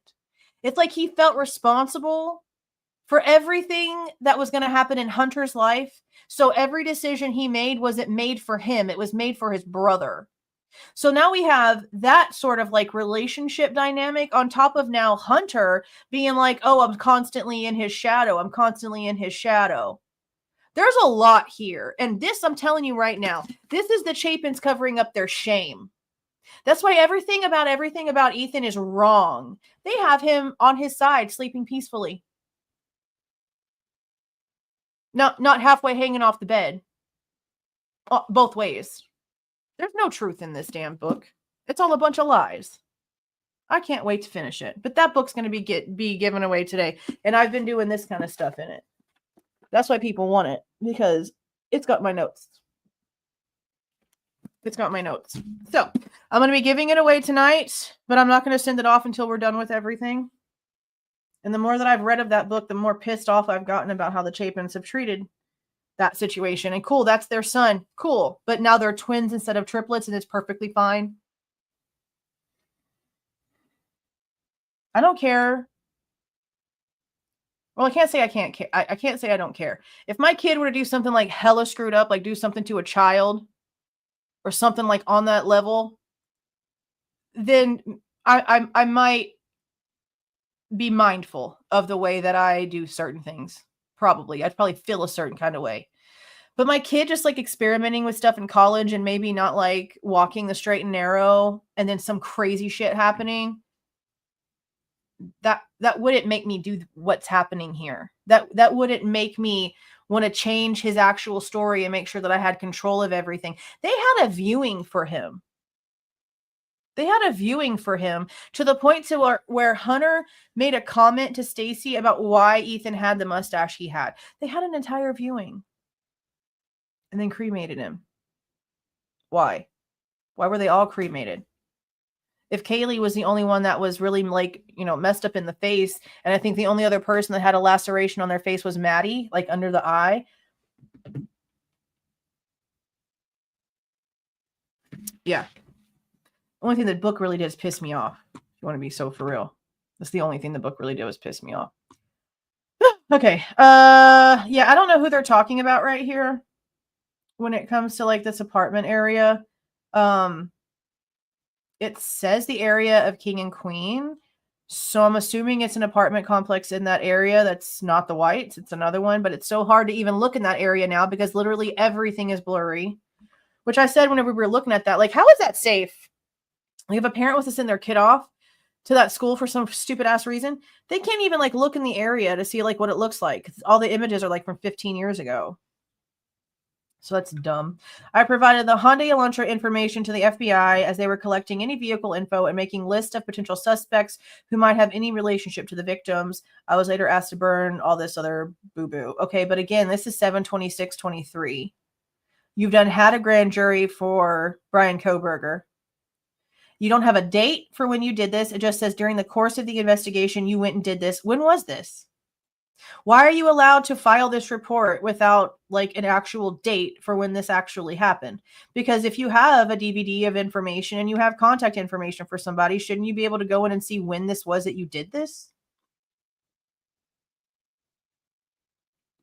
And again, why are we writing a report in July for something that we did in November and December? Like the amount of just stupid. I don't even get it. Okay. Lawrence Mowry, Spotify warrant for Kohberger on July 25th, 2023. I applied for a warrant for user data from June 1st, 2022 to present associated with the Spotify accounts with any of the following. 1, 2, 3, 4, 5, 6 identifiers. Based on information obtained from Washington State University, Bryan Kohberger moved to the Pullman, Washington area on or about June 23rd. That's the same one they always have in there. On July 25th, 2023, the warrant was granted and signed by magistrates, by the judge. They had 14 days to serve. And then approximately 1406 hours, it was served on that same day, July 25th. On July 26th, he received an email back from Spotify stating the data requested pursuant to the warrant was not available. A warrant return and affidavit was completed, and the documents were sent to the Latah County Prosecutor's Office. Why? If they couldn't pull up anything, what was the point? But isn't that also like where his rap song is on Spotify? I could have sworn that's where it was. Because there is a rap song on there. There is one that he did. Okay, Lawrence Mowry for Kohberger's PayPal warrant again. Okay, July 24th, 2023. I applied for a warrant for user data from June 2nd, 2022 to December 31st, 2022, associated with the PayPal accounts with any of the following identifiers. 1, 2, 3, 4, 5. On July 24th, 2023, the warrant was granted and signed by Magistrate Megan Marshall. 14 days to serve. On July 25th, it was served to PayPal on the website, and he was given an internal reference number. On August 1st, 2023, he received an email from PayPal stating that the data requested was ready and available. He downloaded it to the Moscow Police Department computer, and he sent PayPal a receipt. I hate how they don't have like any of the info that they got. But okay. Brett Payne, August 1st, 2023, Apple warrant. Why are we just now, 3 months after the grand jury, filing an Apple warrant? I forget how stupid all this is because we've gone through all of these. Pretty much everything that we're seeing, we've seen at some point on the public records. They've released like just the blank, templates that they send these, search warrants off like. But I forget how ridiculous. It's like, damn, all these months later, what are y'all looking for? What are you looking for? And you really have to question, what were you looking for? Because we have all this time later. Now this man has pled guilty with no real confession to how, why, nothing. And honestly, at this point, kiss the why goodbye, broski. Tell me the how. Make the how make sense. You can have your why all day long. Tell me the how. Give me the common sense how. That's all I need. The cops should be saying the same thing. F the why. I don't even care about the why. But tell me the how. Tell me the how, and then we'll talk. Why didn't we get any of that? So again, how stupid is this that we are 3 months after the grand jury? They have already said, this is the guy. This is the one who did it. There's no one else. He's the one that we've got to slam for this. And they're just now getting Apple warrants 3 months after the grand jury. What did you have? I cannot wait for those transcripts. Oh my God, I cannot wait for those transcripts. On Tuesday, August 1st, 2023, I applied for a search warrant for Apple Inc. records from December of 2016, account creation date, to December 30th, 2023, Kohberger's arrest date, for all data associated with the following Apple identifiers. Those two. The warrant was granted on Tuesday, August 1st, 2023, with 14 days to serve. At approximately 1450 hours on the same date, it was served to apple.com. And then it says, once it's completed, he'll attach everything. Now, remember, the person who owned Bryan Kohberger's car in 2016 was his mother. I have the Carfax. It's actually wild because the day, I think it was June 30th. It was either June 30th or July.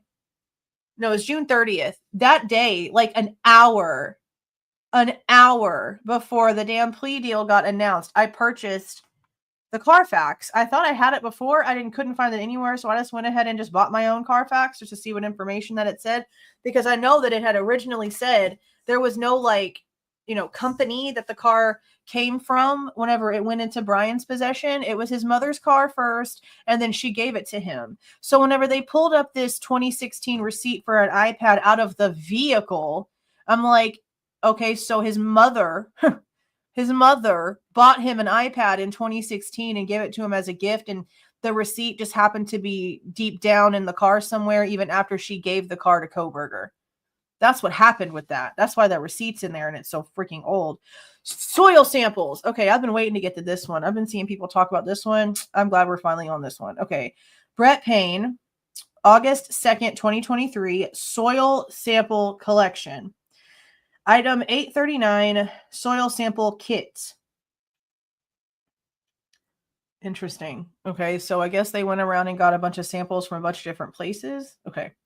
On Wednesday, August 2nd, 2023, I responded to several locations around the Palouse in order to collect soil samples. These areas were identified as points of interest for soil collection from pictures and cellular data recovered from Kohberger's phone. A plastic shovel with dirt wedged into several locations was recovered during the search. A plastic shovel? So what do they think he's doing? Trying to bury the murder weapon with a sand shovel from my kid's play kit? Is that what they think is happening here? A plastic shovel with dirt wedged into several locations was recovered during the search of Kohberger's white Elantra, and these samples were taken in order to compare them to the samples on the shovel. A plastic freaking shovel. You've got to be shitting me. I responded to the following locations to collect samples: Comiat Butte, Colfax Park, Klimgard Park, Wallaway Park East and West, and Johnson Road, Staley Road, or maybe it's Staley, I don't know.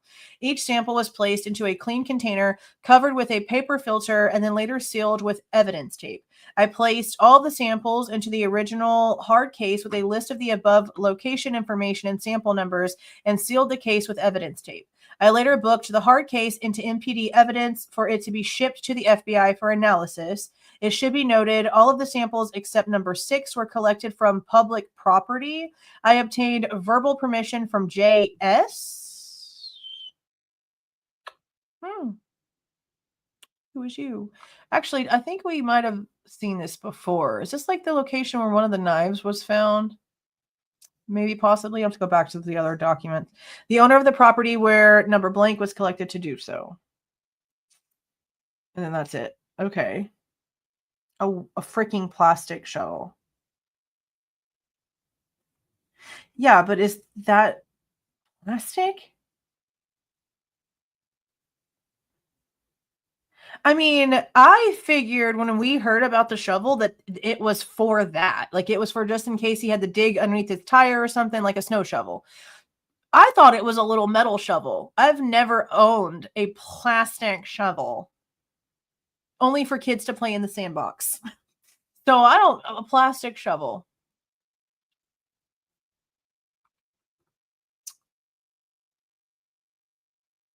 Okay, well, I don't know what he was doing with the plastic shovel, but all right. You're not hiding a murder weapon with a freaking plastic shovel. I don't know what they were thinking with that kind of. Okay. Danny Vargas, Kohberger jail phone calls. I asked for these today. On August 3rd, 2023, I booked a DVD. Well, it's the second time I've asked for these. I booked a DVD into MPD evidence, which contains my working Word document labeled Bryan phone calls of Kohberger's jail phone calls from the time he was in custody at Latell County Jail to present. The transcription of the conversations are not verbatim. Well, then you cannot call it a transcription. Because whenever I was a paid transcriber, it had to be verbatim. as much as possible. The calls highlighted in red are not completed. The calls highlighted in green were listened to by CM with ISP and are detailed in the file labeled Kohberger calls. I will update the document when I listen to the calls highlighted in red for future calls or future calls. Okay, so again, like absolutely nada. Okay. Andrew Fox again. Nom nom video. This is a gas station, we've come to learn. 8/8 of 23. I was able to retrieve surveillance video from a nom nom server that had been stored at MPD. I was able to access the server and retrieve video footage from November 13th, 2022.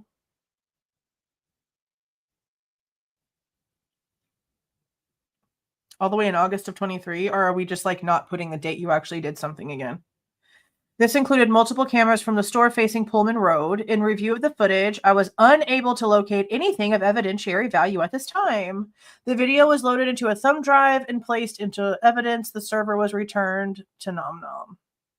So it's facing the road that they've claimed that he must have taken at some point, and like it has nothing. Of course it doesn't. Like none of them do. Andrew Fox again. Forensic examination of device. Okay. A phone that was found in a dumpster? On August 8th, 2023, I began a forensic examination of evidence number 22M2120. This item was a silver Samsung S8 that was located in a dumpster at blank. The phone was recovered on November 17th, 2022 by ISP trooper Justin Klitsch and transported to the Moscow PD forensic lab where it was stored securely. I was able to use Celebrite UFED version 7.62.2.9 to extract the data and Celebrite Physical Analyzer to examine the data. While reviewing the phone, the last account email was blank@gmail.com and blank@ymail.com. The phone had multiple messages and call logs that I was able to review. The last date of activity was October 15th, 2020. So why the hell are you just throwing the phone away 2 years later? I was able to cross-reference the known victims in this case and was unable to locate any connection to this device. But it's in the trash 2 years later? Unless somebody was like moving out and found it and threw it away, that's still crazy. Okay. At this time, after reviewing the data, I was unable to locate any evidence that is connected or involved in this case.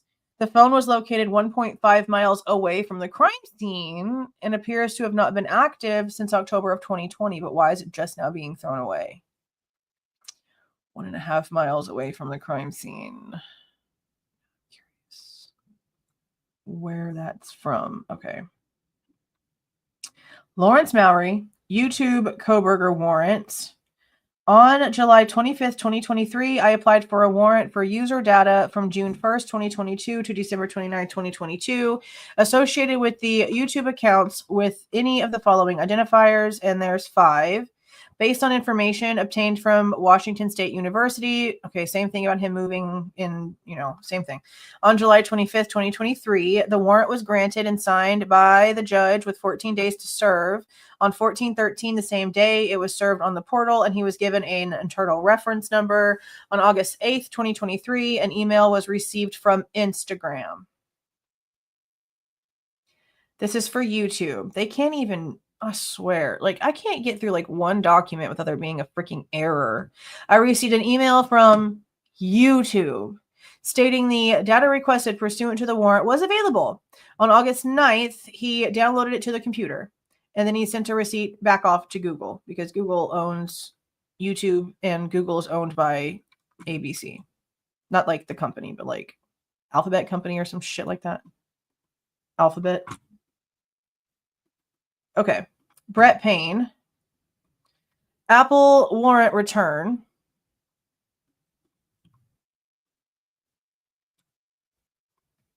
On August 1st, 2023, I was granted a search warrant for all data and account information associated with the Apple identifiers, Apple ID really, really long, and or Apple ID, whatever this is.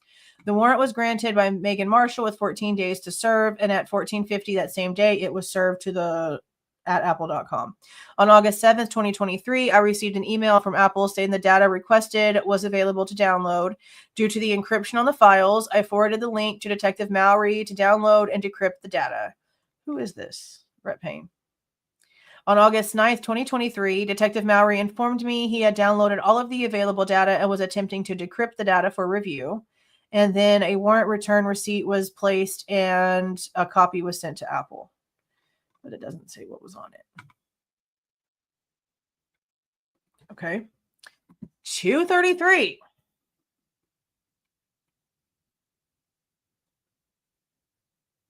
Andrew Fox. 8/16/23. Forensic examination of iPhone in the closet. Oh. Okay. On August 11th, 2023, I was able to complete a forensic examination of the evidence 22M2073. This was identified as item number 246, a black iPhone that was in a drawer, closet of west bedroom, floor 3. Using Gray Key and Magnet Axiom version 7.2, I was able to acquire the data from the iPhone XR.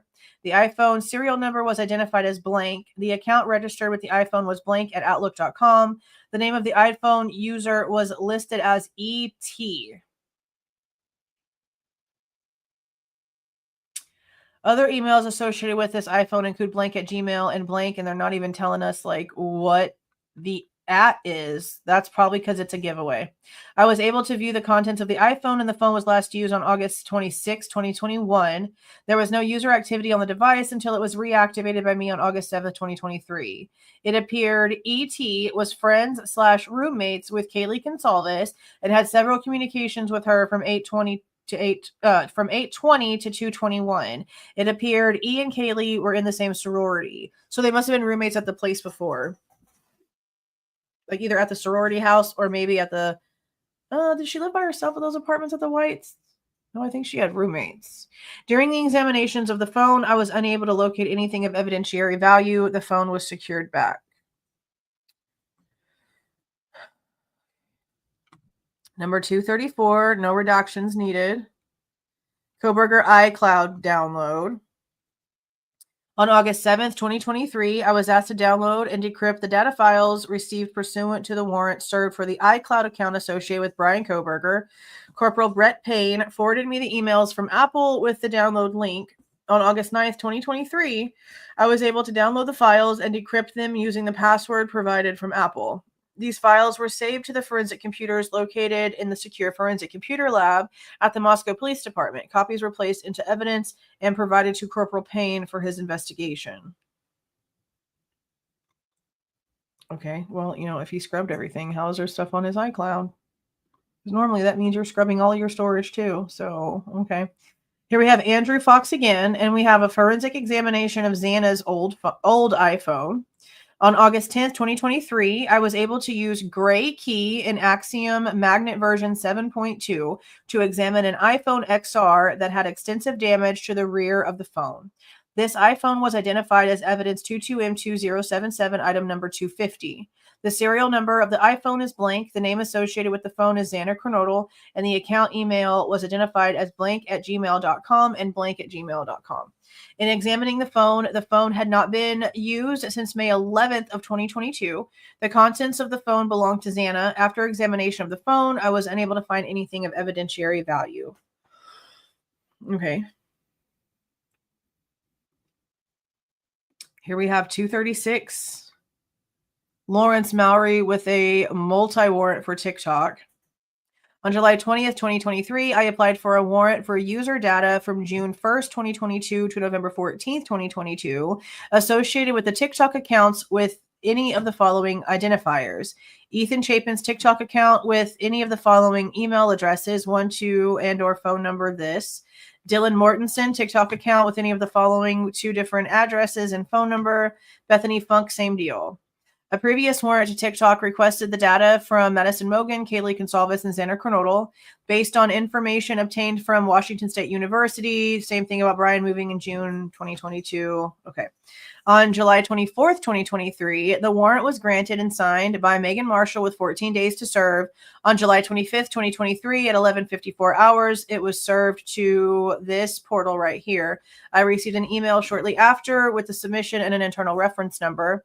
On August 17th, 2023, I received an email from TikTok stating the data requested pursuant to the warrant was available to download.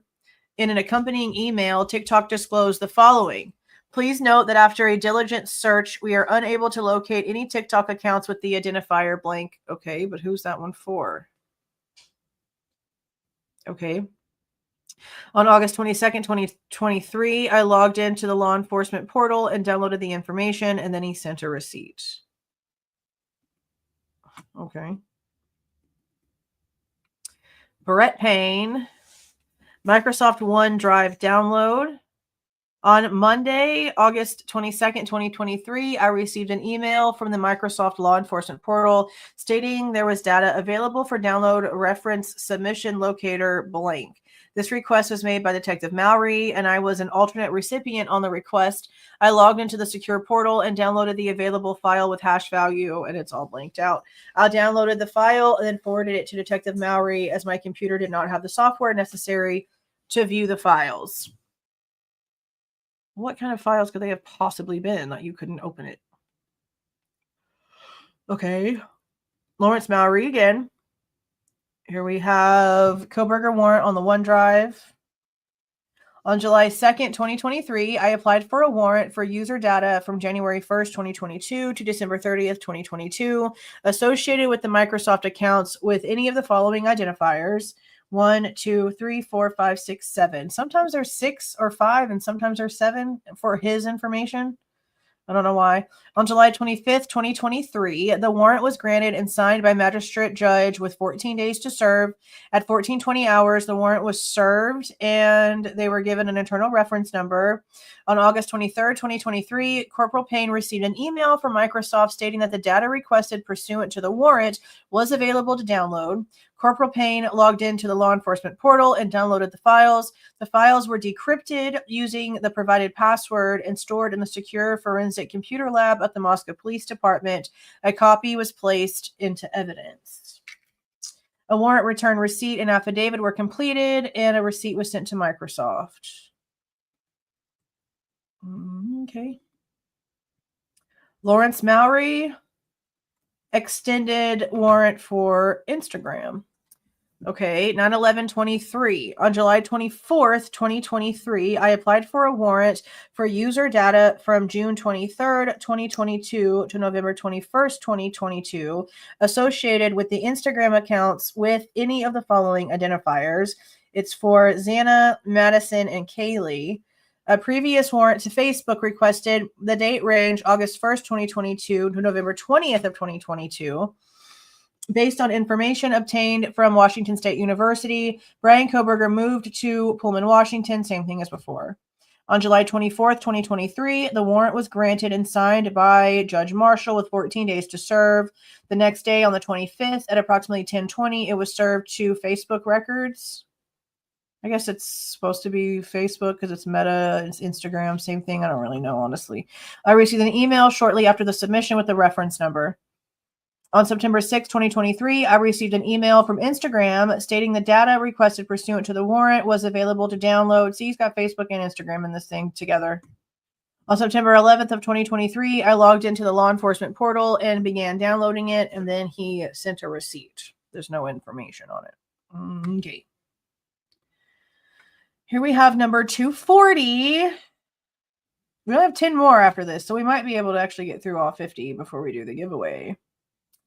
Okay. Brett Payne, 9/12 of 23. Receipt of footwear analysis report. Okay. On Tuesday, September 12th, 2023, I received an email from NW, Forensic Lab Manager for the Ada County Sheriff's Office. W's assistance was requested for the analysis of possible footwear impressions left at the scene of the homicides. We're just now doing this in September.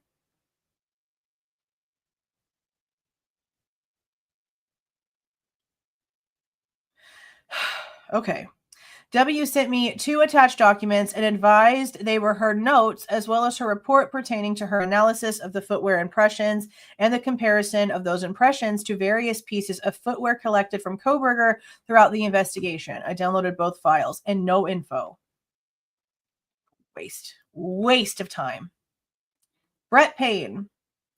FBI tip 9237 follow-up. See, you know what else I'm expecting in here? I'm expecting to see stuff from WSU Kim.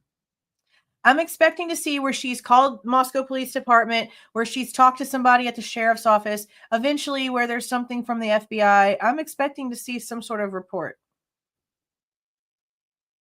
I'm just saying. On Wednesday, September 13th, 2023, FBI Tech Specialist T forwarded me tip serial 9237 via email. The tip was called in on August 22nd, 2023 to the FBI tip line.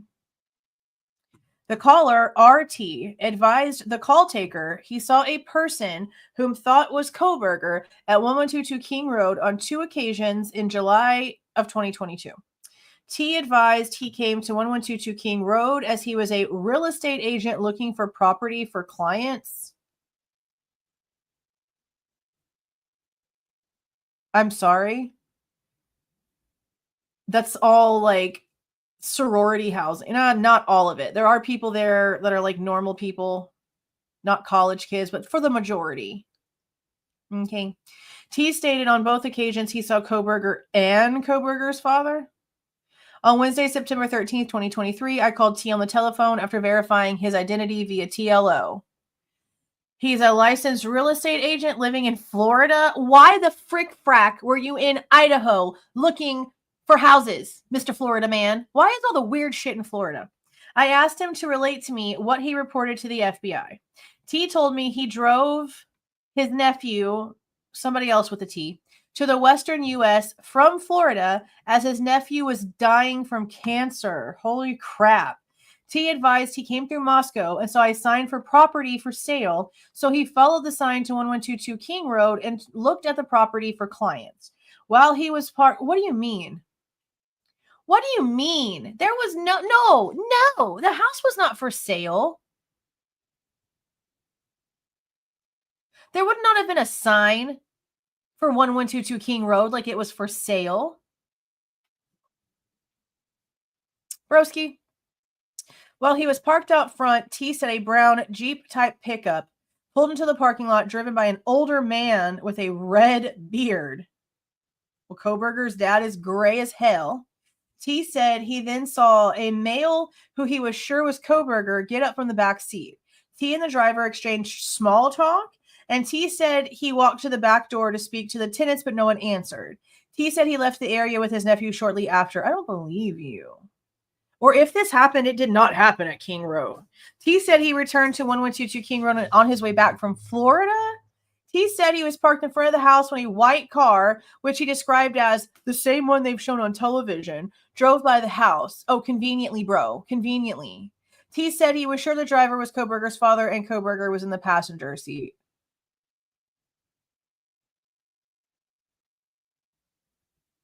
T said the vehicle sped away and he did not see where it went. This is wild.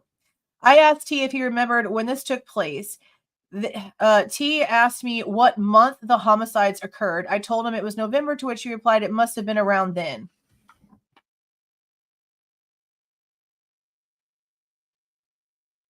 We're taking this bullshit seriously?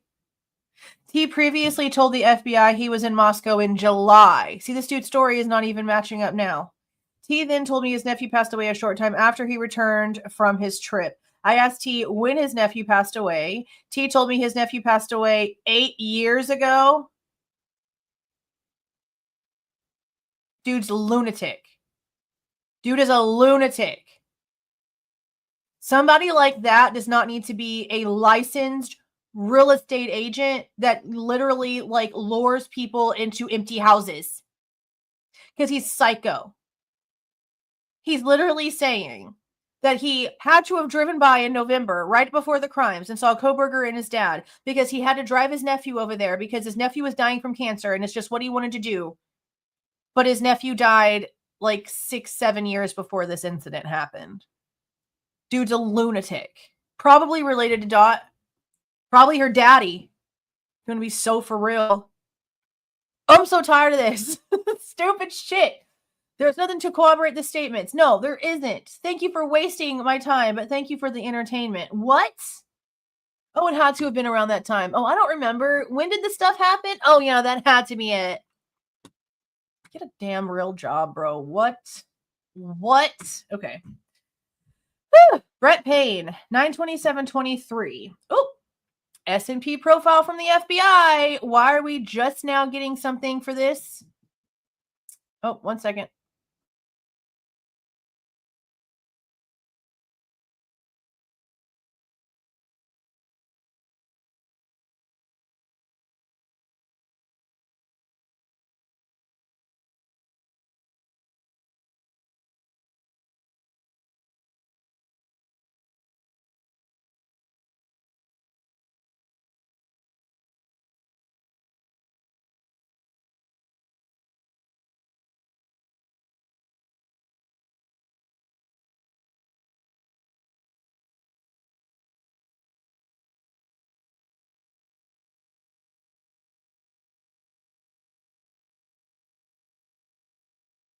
Okay.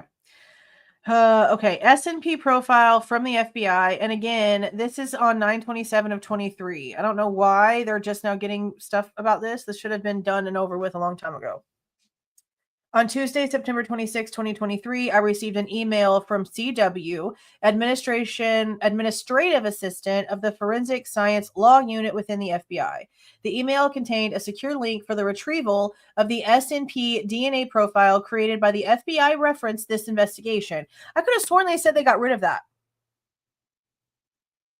Didn't they say that the profile that they created and uploaded into the systems that they violated all their own rules and all these other things about? Didn't they say that they had like gotten rid of that profile?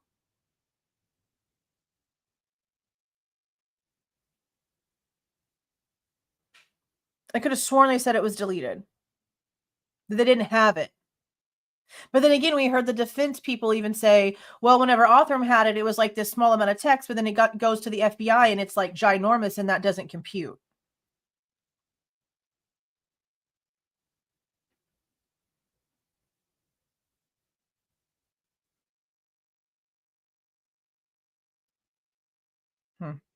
On Wednesday, September 27th, 2023, I accessed the secure portal and downloaded the file as it was provided from the above source. I downloaded the file to my department-issued computer and blah, blah, blah, blah, blah. They said they got rid of this. They said the S&P profile they used in the system that they uploaded to the genealogical databases was deleted. Unbelievable. Oh, look, we finally have another one from Mitch Nunez. 9/28/23, I received my file cabinet and I reviewed my file cabinet and located handwritten notes I took on 11/13/22 when I responded to the homicides. I scanned these notes and digitally attached a PDF titled Nunez on Scene Notes to the case. Is that different than your original report? Because your original report was wild. Okay. CM, is this the same CM from the other report that we just read? Commercial property call list video request form. 9/28/23, I reviewed my files and located an Excel spreadsheet and notes I had taken while calling all commercial properties in town, asking for video surveillance during this investigation. I scanned and attached both the spreadsheet and a video request form I filled out for the Applebee's location on Warbonnet Drive and Rosars. Why did you ask about Applebee's? I'm curious. And why are we just now putting this together? 9/28/23. Oh, that's why so many things aren't making sense anyway, because all their shit's freaking missing. Okay, Danny Vargas. Initial searches for Kohberger through some victim accounts. What the frick frack does that mean? Okay. Oh, I don't want it that big. It's not going to show the whole thing. Okay. Early on in the investigation, after Kohberger had been identified as the suspect, I did an initial search for the following names/phone numbers throughout several accounts belonging to the victims. Damn, she even searched Papa Rogers through the victims' accounts? What I want to know is, what are these 3 screen names or 3 things right here that they think are associated with him that they searched that they're not telling us? What are these 3 things? I did not find any of the above terms related to Kohberger in the following accounts listed: Kaylee, iCloud, Snapchat, iPhone, BFU, Gmail, Yahoo, Instagram, Facebook. Bethany's Instagram, Dylan's Instagram. But what about their other stuff? What about their phones? Ethan Instagram, Xana Instagram, Maddie Facebook, Xana Facebook, Ethan Facebook, Bethany Facebook, Dylan Facebook, Jack DeCour's Facebook. Nothing. My notes are attached electronically to this case. Okay. I want to know what these 3 things are. I want to know what these are. Brett Payne. Second KC interview? Okay, so this is a WSU student named KC, also referred to as L. Okay. On Tuesday, October 10th, 2023, I met with WSU student KC, hereto referred to as L, in reference to this case. I was accompanied by FBI agent Hill for this interview, as well as an FBI interpreter who was present via phone call, as L is from blank. This is a summary of my interview with L and is not a verbatim representation of the interview. The interview was recorded and attached to this case digitally. L was interviewed once previously by FBI agent Zahakiewski in December of 2022. L was a former teaching assistant with Kohberger and shared an office with him for the fall semester of 2022 at WSU. I began by asking L to tell me how he met Kohberger. L stated they were both TAs for the criminology program at WSU and shared an office in Wilson Short Hall. L considered Kohberger a friend and stated he thought Kohberger was very intelligent but also selfish. Okay. L said Kohberger would often mislead him when it came to their shared work and would have L complete work meant for Kohberger. That sounds like the opposite of what we've already been told. Home Dude at DeSales said that he loved the way that Kohberger did the group projects because Kohberger basically did like most of it, didn't ask for any help, but constantly offered help to him to see if he needed anything else. But this guy's also saying that he considered Kohberger a friend, but then he's sitting here like talking about all these horrible things. So why would you say that this person would be considered a friend? Okay, L said Kohberger came to his dorm room on one occasion around the time of the homicides. L was unsure on the exact date. After L asked him for a ride to class. L also added Kohberger began to talk much more than usual after the homicides. L characterized Kohberger's conversations as those coming from someone who wanted to vent. L stated Kohberger attempted to use his authority as a TA to inappropriately interact with female students. I know they had problems with the way that he graded stuff, but it was boys too that he graded like that. L stated he thought Kohberger wanted a girlfriend and added they talked about Kohberger wanting a girlfriend on many occasions. But the girl wanted to be, well, he probably just wasn't his preference, I guess. L said Kohberger told him he might lose his TA position over an issue with Dr. Snyder. Well, we know he was having an issue with him. And see, that's another thing too. They want to say that he was like this sexist person, but the person he's having issues with is a man. And the women that he did have classes with, Ramslin and the one that actually like referred him for the TA position, those are females and they didn't have a single problem. Kohberger asked L to help fight the allegations, but L stated he refused to help Kohberger. L characterized Kohberger as a dishonest person. Well, then why is he up here saying that he was his friend? Okay.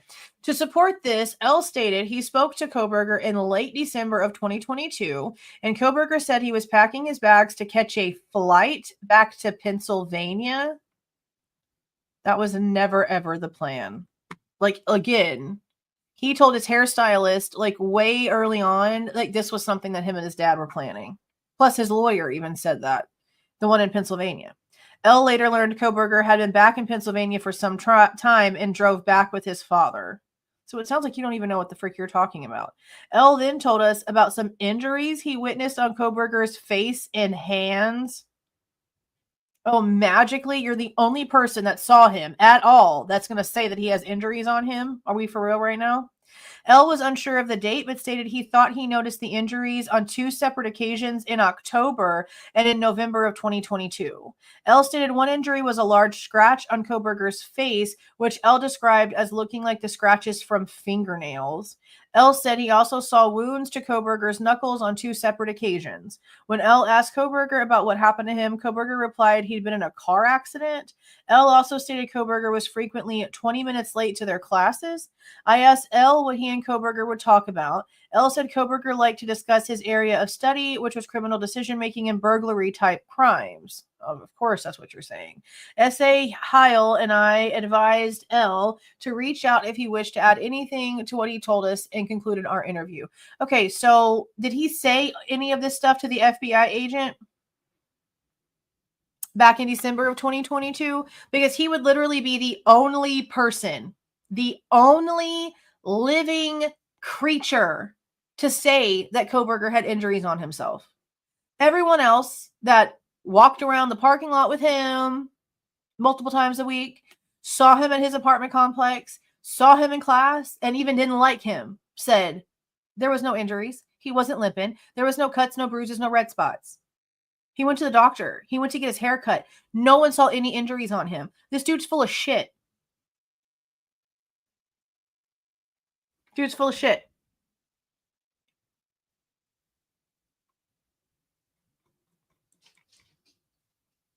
Kohberger did not tell you, I'm catching a flight to Pennsylvania, while he's sitting there telling everybody else and their mama he's taking a drive with his dad.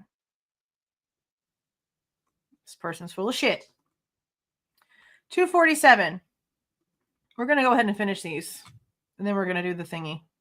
Because we're almost done already. How long has it been? 220? Yeah, we're going to finish this. Brett Payne. FBI photos received. Okay. CD Kohberger photos from PSP Barracks. Photos of vehicle at Kohberger residence. Photos from 2 additional vehicles at Kohberger residence. Photos of 1119 Lambsden Drive and photos of the vehicle. What vehicle? Which one? Because you've already put his here and 2 other ones right here. So we know there's photos, but I'm telling you, there ain't no way there's not video. On Tuesday, October 17th, 2023, FBI SA, is it Heil or Heel? I want to say Heil, but that's probably not the right one to be saying. Brought several copies of FBI photos to me on CDs. There were 5 discs provided for MPD, and they contained photos of the 3 vehicles searched at 119 Lambsden Drive, Albrightsville, Pennsylvania, the residence itself, and the search photos of Kohberger taken at the Stroudsburg PSP Barracks, Pennsylvania State Police Barracks. Okay. What number was this one? 247. This one's 248. Brett Payne, another tip, HR tip follow-up. That's HR like initials. Okay, on October 24th, 2023, I received a tip from TST, which needed to be followed up on, tip number 2780. The tip was originally captured in the FBI's VCC system. The tip stated AL thought her friend, HR, drove a white Hyundai Elantra and was around 1122 King Road the night of the homicides. S.A. Shirley spoke to R in December, but there was no details in VCC as to what he found. I called R on Tuesday, October 24th, 2023. R confirmed she spoke to S.A. Shirley in December. I asked R what kind of car she drove. R said she drove a 2014 white Ford Focus. I confirmed this by running R's license plate through the Idaho DMV, which showed a white 2014 Ford Focus. I asked R if she had been driving near King Road the night of the homicides. R said she was not and said her car was parked on the street near her sorority at Blake Street in Moscow. R said she saw Kernodle briefly at the frat the night prior to the homicides, but otherwise had nothing else to talk about. Okay, so this is somebody that was at the party, at least for a little while. Okay, 249. Lawrence Mowry. Additional video downloads. On October 17th, 2023, I received an email from the Latell County Prosecutor's Office in reference to downloading additional video from the security cameras seized from the residence located at blank King Road in Moscow. Okay. Previously, video had been downloaded from the camera for the approximately time frame.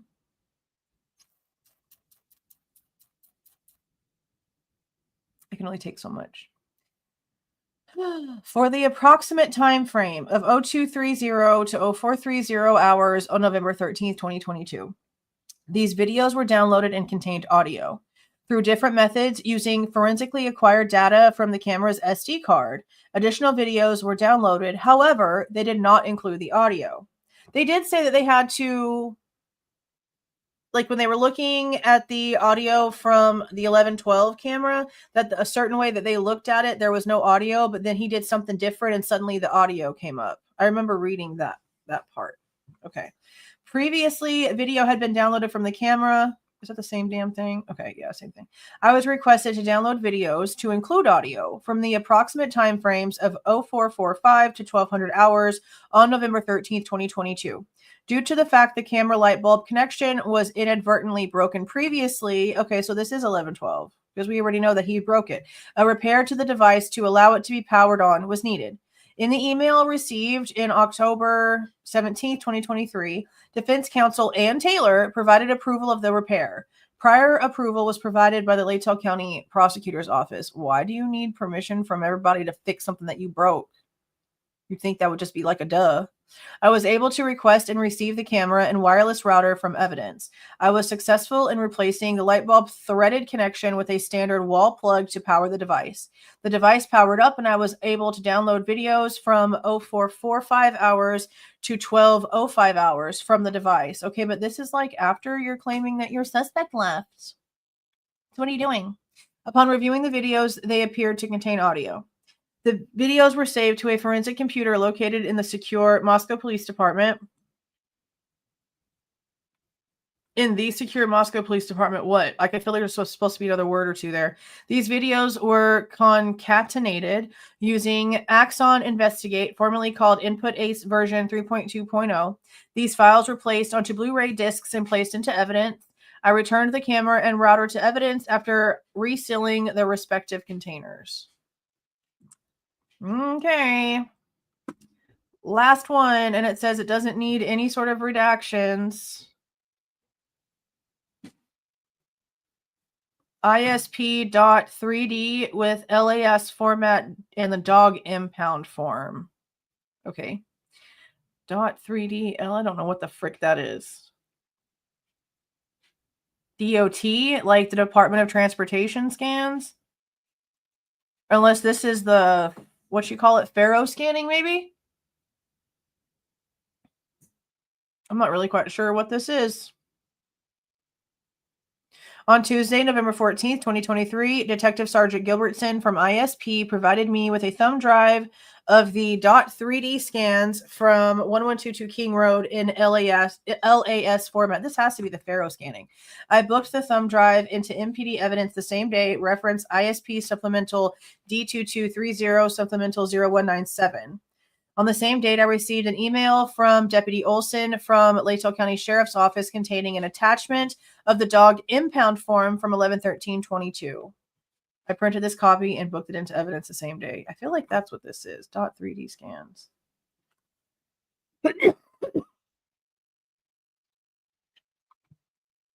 Yeah, sort of. I mean, we know they used Faro and that they did it twice because they were like, oh, now that we don't have a preliminary to go to, we can actually do this right. And then the second time that they went in and did the Faro scanning, they had like a different system. There was like an upgrade in between the first and the second scanning. So it's technically like two different scans. One would be more advanced.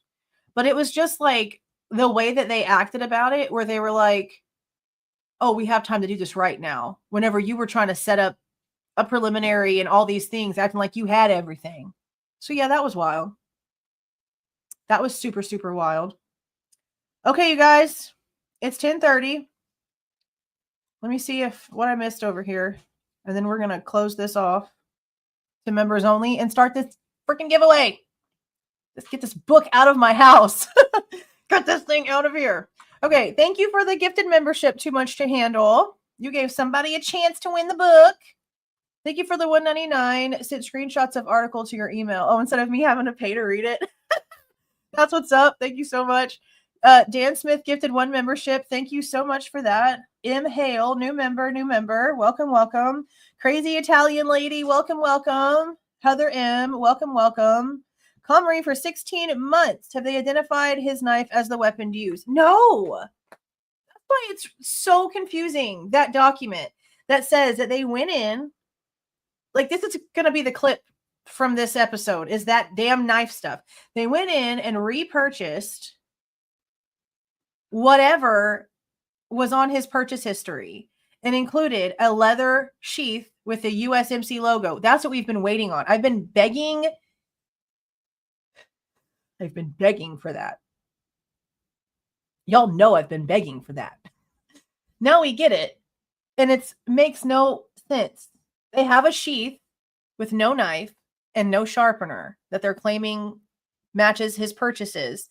His knife and his sharpener is there, but the sheath is not there.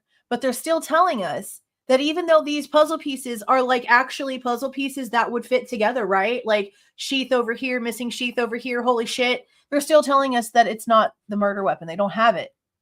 They have the K-bar. They took it.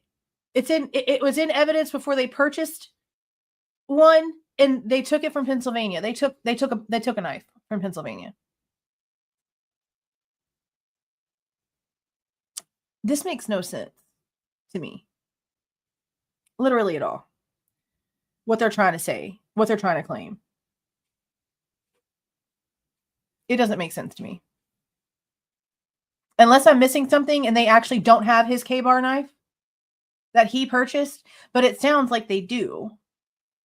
It sounds like they found proof of these things, that they have these things, but they're still, I don't know what the frick is happening.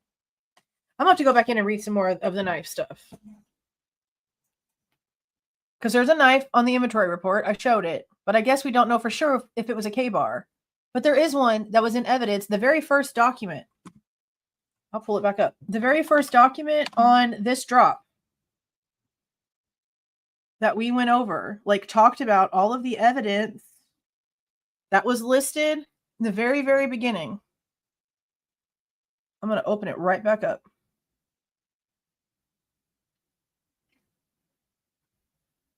Because you'll see the dates are like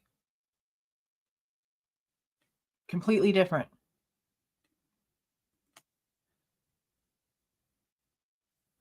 Okay, so this is the very first document that came out in this drop.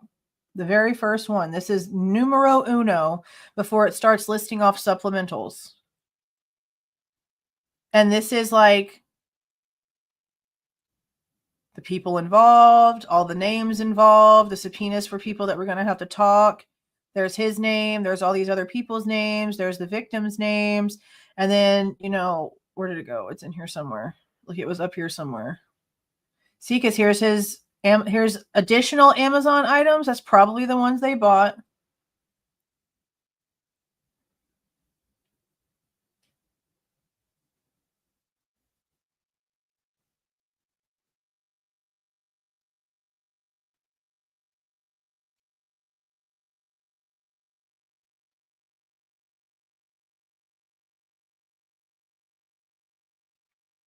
Right here.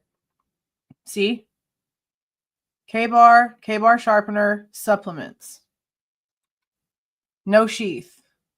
So to me, since they purchased, like they went on Amazon and apparently purchased through the, like the exact same thing he bought, they have a sheath with their purchase. They don't have that in here.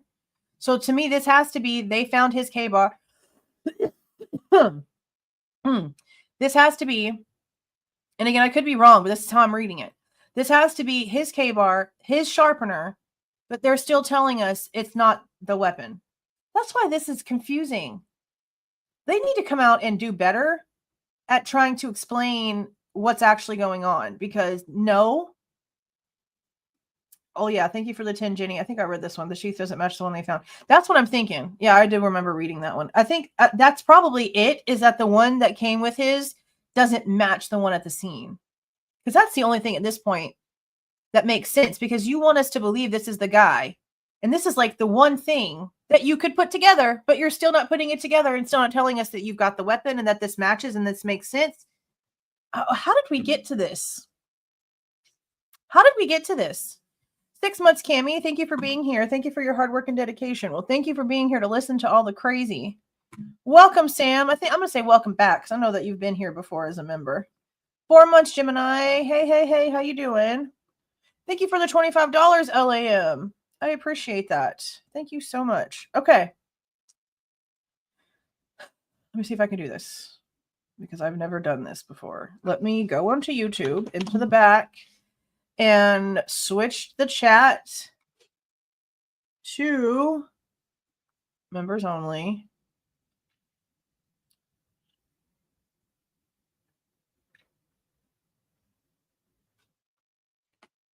I've never done it like this before, so let's see how this works. Okay. Members only chat. Did it do it change? Did it change anything?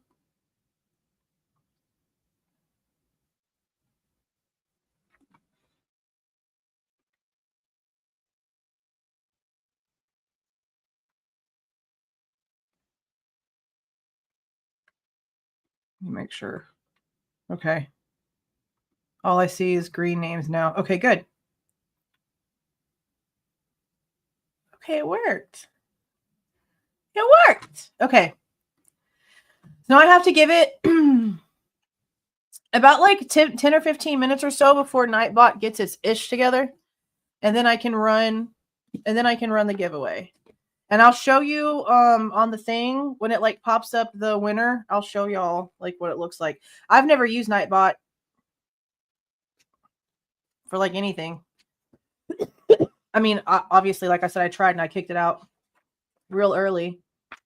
But this is gonna be the first time actually trying to like use it for real for anything. I will, Wit. Thank you. I'm gonna go through it. That's crazy. I'm just really surprised. I'm just really honestly surprised.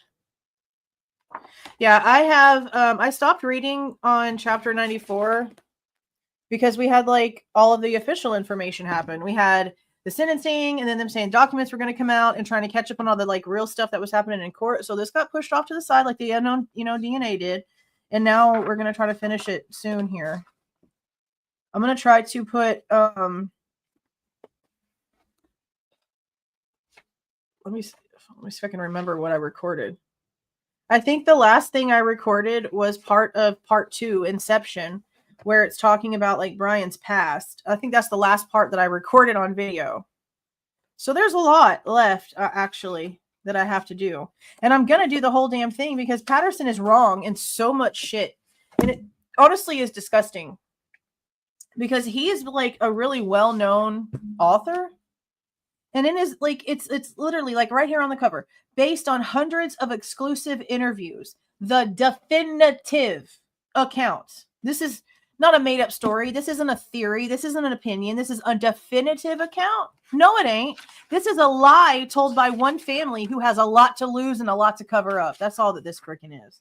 And the very first thing on the author's note, the very first sentence says, this book reads like fiction, but none of it is made up. Home Dude is selling this trash as a straight up fact. And I can't even tell you how much ink I wasted just to prove this guy wrong in this book. I used to love the shit out of this man. Okay. His books and John Grisham books are like my absolute favorite. to read. And now I can't stand him. Now he sucks. Now I have to tell my dad, hey, Dad, you know that guy that you've got like 30 books on your shelf for? Mind if I read through them and debunk all the bullshit? Because I'm pretty sure 80% of whatever he wrote in that bitch is wrong. I just cannot believe. I cannot believe that he has gotten famous for decades off of lies. I can't wait to get rid of this damn thing. I cannot wait to get rid of it. I'm not happy about it. I bought it so people wouldn't buy it. I bought it so I could debunk it and people could see the bullshit. Yeah, about as factual as the PCA. Yeah. It was disgusting. Like, why are you lying about how your son died? Like, literally, in the book. I wish books had Control F. Then I could find the page.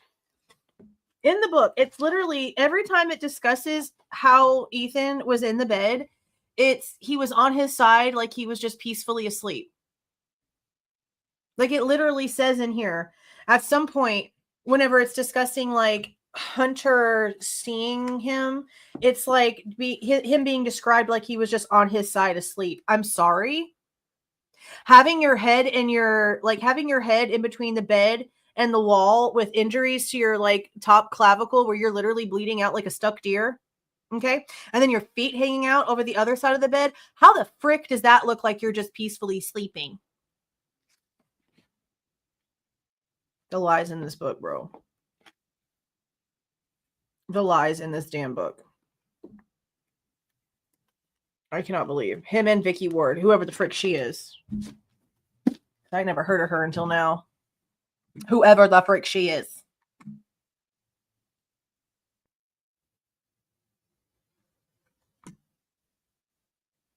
Thank you for the $9.99, Gemini.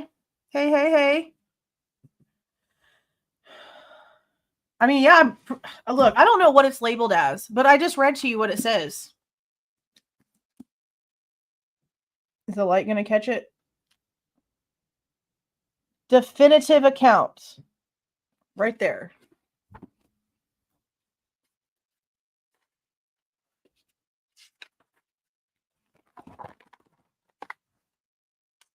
What you're going to hear reads like fiction, but none of it is made up. That's how he's selling it. He's selling it like it's accurate, like it's true. But already he screwed up because right here in the cover, he's talking about how this is going to trial. And this book came out, like, I think it came out like right before the plea deal. No, lie. I got this book on the 14th. It was supposed to be here on the 14th. It didn't come in until 2 days later. It gave me like a couple bucks back. So no, it came out after the plea deal, and he still has stuff in here about the trial. And like we saw, the interviews in that Amazon series were back from 2023. And the series is supposed to be based on this book. But that's also another thing that doesn't make a lot of sense. Because when it comes to David Barriocha, okay, in the series, he's talking about how he was sober driving for people around 4 o'clock in the morning. But then in the book, it says he was walking across the lower 40 at 3:59 on the dot and got a weird feeling to hurry up and rush home. So I'm like, okay, so if the book is based on the series, then why is there, I mean, no. If the series is based on the book, then why is there different information? I don't think they know. I think that they just found a way to like make a quick money grab and just didn't really give a shit about like none of them. Honestly. Yeah, like the documentary, it wasn't horribly put together, but it was old information. It was from 2023. It came out in 2025. And a lot of 95% of the stuff they pushed was already proven to not be factual in court. I don't know how you can get away with that, especially knowing that it was originally supposed to come out right as jury selection was happening. And we have Amazon Prime, which is like one of the biggest platforms for people to watch that kind of stuff on. Then we also have Amazon selling the book with one of the biggest crime authors writing the damn thing. you know, and magically Amazon was supposed to be part of the evidence, but instead of there being an Amazon expert to really like come in, it was going to be some federal agent to tell all of the Amazon stuff. But then Amazon gets to turn around and make a bunch of money off of it. It's very strange. It's very, very strange. Okay. Are y'all ready? Active chatters. Next. Channel members only.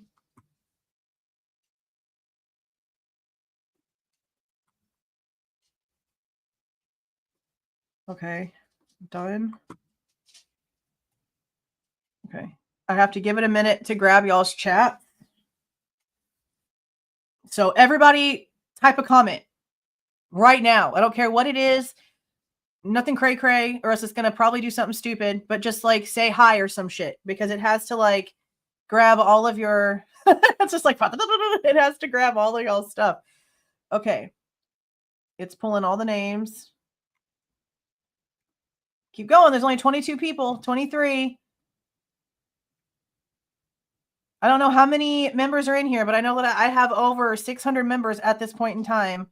That means if most of you are in here, half of these 1,060 people should be members. I was listening to Bloom Blum, whatever. He will forever be known as Bloom Blum, whatever. Okay, we got 48 people in. 49. I'm gonna let it run. I know you did not. That's hilarious. Okay, you got 52 people in. Well, I appreciate it, but it sucks that it's gotten to that. So many people are crazy these days. Like, I just want to go. Yeah, I mean, look, if somebody wins and you don't want it, fair enough. Fair enough.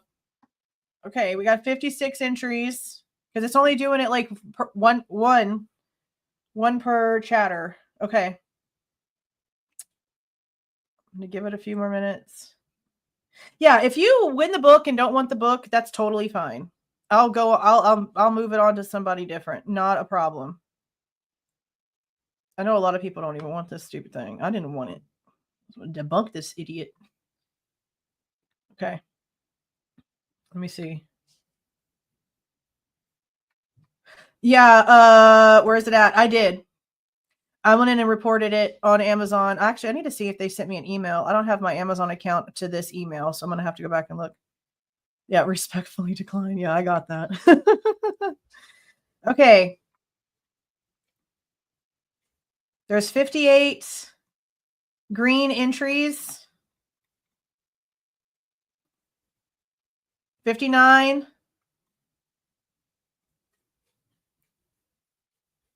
Okay. 10:45. No, I mean, maybe if somebody's a fan of mine and wants to have like all of my writing in it, feel free to resell. Feel free to resell.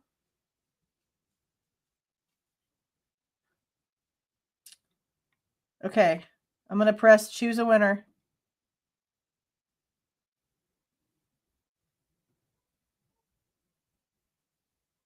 Did it do it? Crazy Cutie, you won the account that got kicked out. That's crazy. It kicked you out and then said it's sorry. Crazy Cutie won. Crazy Cutie won. That's hilarious. Yeah, I'll sign it. That's hilarious. It probably did that because it felt bad for getting yelled at for punishing you for nothing earlier. You win. Okay, so here's my email. That is crazy. Okay.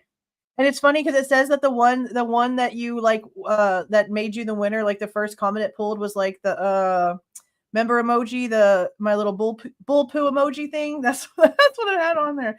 All right, here's my email. Send me an email.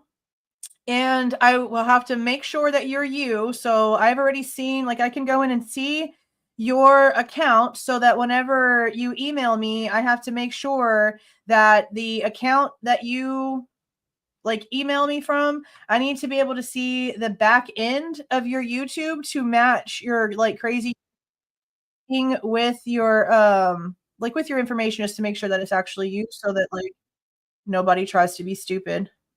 Let me go to your channel right now to get the information that I need. Okay. So whenever you email me, just send me like what your more info looks like, where it shows like your join date and stuff like that, so that I can make sure that it's really you. But yeah, I'll sign it and I'll send it whenever we're done with the videos and stuff. I'll probably go ahead and do like record all of the videos ahead of time, just so that I can hurry up and like get it out of here. Honestly. Get it out of her. Wow, we went through all 50 of those files. Let me go ahead and get rid of these now. I don't need them on my computer once we go through them, because I have them all offline on a USB drive. So I'll go ahead and delete that. Congratulations. How many more documents? We went through to which one? Let me see. We went through to 250. I think there's 314. So we have 64 more. Probably finish it all tomorrow. Probably finish the whole thing tomorrow. And then we're just going to wait. We're just going to wait for the rest of the stuff to come out. I have FOIAs out. I know a lot of other people have FOIAs out. I know that a lot of us probably asked for the same stuff. We'll see what happens. Right now, we're just waiting. Right now, we're just waiting. You should write a book with the facts. I've thought about it, actually, but I don't at the same time. I know you can like self-publish on Amazon. I don't know. We're still, it's not time. It's just not time. That's why I don't agree with like any of the books that have come out, because it's not time. Like, to me, a book is an ended story. It has a closing. It has an end. We're not there. We're not there. I'll do a live soon here whenever the timeline and stuff is done. Because now we've got a bunch of new information because of these damn reports. So I'm going to have to actually like go in, I guess, now and like color code stuff a little bit differently, because I want to be able to differentiate like the original information to the information that we're getting now from these reports, and then like compare and see what was accurate, what really wasn't accurate, what was completely off the wall, not anywhere near close. There's a lot to compare here. There's a lot to compare here. I have a few. That's the thing, is I have a few. My majority for everything will always be on the university. I really just don't see how he could possibly have done this. Even like in the one theory I have, it just seems impossible. Like, he doesn't have the resources. Unless, again, there's like some secret life of his that we just don't know. He doesn't have the resources to do things in my brain the way that I feel like he would have had to have in order to like evade everything and really not be on camera, and his phone really not be in that area and all this other shit. And he's not strong enough. He doesn't look capable. And I mean, and I'm an idiot when it comes to fighting. I mean, I'm big. I don't give a shit about sports and athleticism. Okay. I don't know, but there's people that do this for a living. You know what I mean? Like scary military people that are like, ain't no way bro did that in that amount of time, the way they're trying to say. Yeah, I'm sorry. No. And then we come out with his medical issues, with his dexterity issues. Then we have the guy, whenever he was younger, he worked for the fishery. He couldn't handle a knife. He didn't know how to hold it. He couldn't fillet a fish. He couldn't get it down. Everything about the Chapins in the university, it's just concreting down more. Like, I know that I've been really like tough on Steve because he's been out here lying, literally lying, making up things just because there's nothing to put there, which I get wanting to find answers. But whenever you are a smart IT person and you come out and you tell everyone, oh, his device touched the Wi-Fi for 2 years straight, and then you have to come out and backtrack because it turns out that's not true. To me, that's not a mistake you made. That's a mistake that you made on purpose. That's something that you did on purpose. I have a lot of issues with a lot of just the fake information that was put out for attention. And then you have to really consider what he does, okay? The rest of the families, they go in through the side doors, the back doors, the escorted ways. He goes through the front to make everyone think that they're not protecting them, that they just don't really care, when in reality, Steve just wants attention. Yeah, I'm not okay with any of that. So there's just like a lot. There's a lot, especially with the reports talking about Xana and Ethan a lot more. And my biggest thing when it's come to them is, why is everything so quiet? Why do we not know the exact time that Xana and Ethan got back to that house that night? Even now, we really don't. We have like estimates. And it basically keeps fluctuating by like 45 minutes. By like 45 minutes. It's just a lot. It's a lot. But I'm really sort of wondering, now that we're getting like a lot of this information, like I'm really curious as to if he was trying to solve this thing. And maybe he made a TikTok account to try to like see people's information and see what they were talking about and like look into them. Maybe he was like looking into the case. And maybe that's why he got cut up somehow.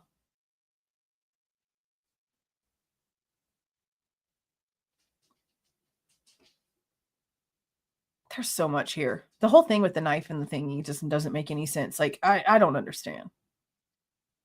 Yeah, that's what I want. I'm waiting for the sealed stuff. I want the sealed stuff. I want the evidence stuff. Yeah, well, yeah, no, we went over the Pennsylvania interview. I didn't see anything in there at all that gave me pause for nothing. Like him wanting an attorney, yeah, that makes sense to me. Makes complete sense to me. See, and him Payne being now at the university is really freaking sketchy to me. And not just for like, it just sounds sketchy. They used his inexperience, the university did, as a reason for them to take over. And then they hire him after saying basically that he was completely incompetent and useless. And so they had to basically do his job for him. And now they're hiring him?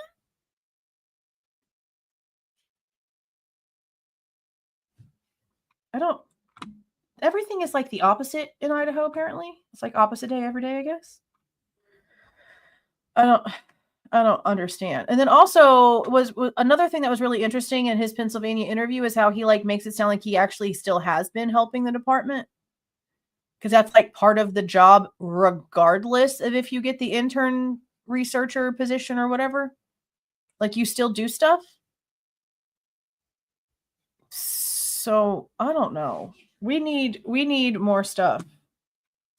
We need more stuff. We need the FBI records. We need the Pennsylvania stuff. We need all of the interviews. We need all of it. But in all of this stuff that we're seeing, there's no slip-ups of him talking about anything.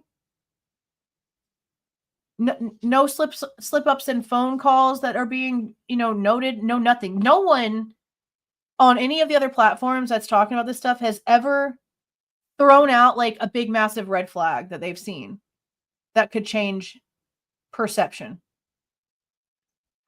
And these documents have been out now for like days. Like there's people that have gone through them probably more than once by now, that have more spare time than I do. And they're putting stuff on Twitter and they're talking about stuff in like documents and in paragraph form, like little bits at a time. And no, nothing. Nothing at all. Insane stuff. Thank you for the $10 accessible gardening. They don't even care about actual justice for their kids. Anyone in prison will do. That's the problem that I have. Like, I feel like Steve was maybe like that at first, but now he's like questioning a lot of things. I just don't think he wants to come out and just like straight up admit that he has like full on questions because of how hard he's been like pushing that it was Kohberger. So I feel like it's like an ego thing at this point for him not to just like come out and straight up say it. Instead, he sits at the corner club talking to Ashley Banfield on the phone and saying a bunch of stuff that she ain't even listening to. She could give a shit less what that man is saying. I hear you. I don't even really like you that much, but I'm listening to what you're saying. There's no reason for him to keep sitting here and saying that Thompson is doing everything he can to protect the university whenever Kohberger doesn't have anything to do with the university. When this is an off-campus house to begin with. Like, why are you still saying that unless you know there's a reason why the university is doing what they're doing, which is what a lot of people have already thought. There'd be no reason for the university to be this involved unless something with the university was actually involved. That's why I think it's something more with the frats. There's something else there. I don't know the exact who. I know that the stuff with David Barriocha, why are the stories changing? Why are the stories changing? Why are the stories changing for everyone throughout the past 2.5 years? Why has everyone's story changed? The only story that hasn't changed technically is Bryan's, because he's still claiming, I was that way. You say I was that way, but I was actually that way. That's not changed. And again, how is an alibi that just says that he was driving out alone not acceptable to the court, but this empty ass yes with no details is acceptable to the court? How are we going to be this hypocritical? Headaches. It gives me headaches. The stupidity gives me headaches.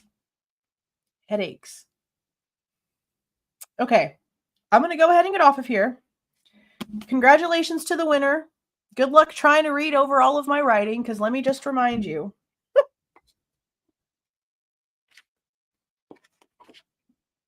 I mean, like, there's paragraphs like this written on a lot of these pages.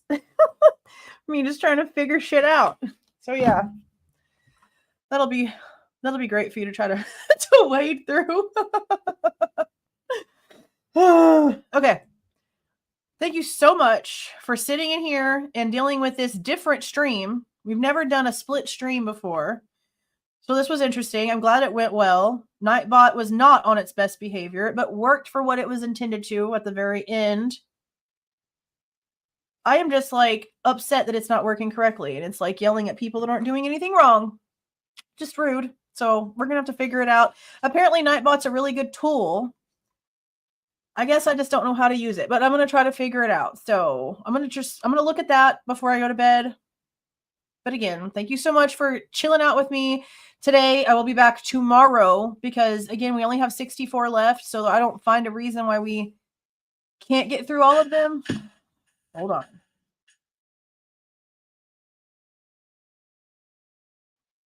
Okay. I don't see why we can't get through the rest of them tomorrow. So that's the goal. That's the actual goal. 6 months.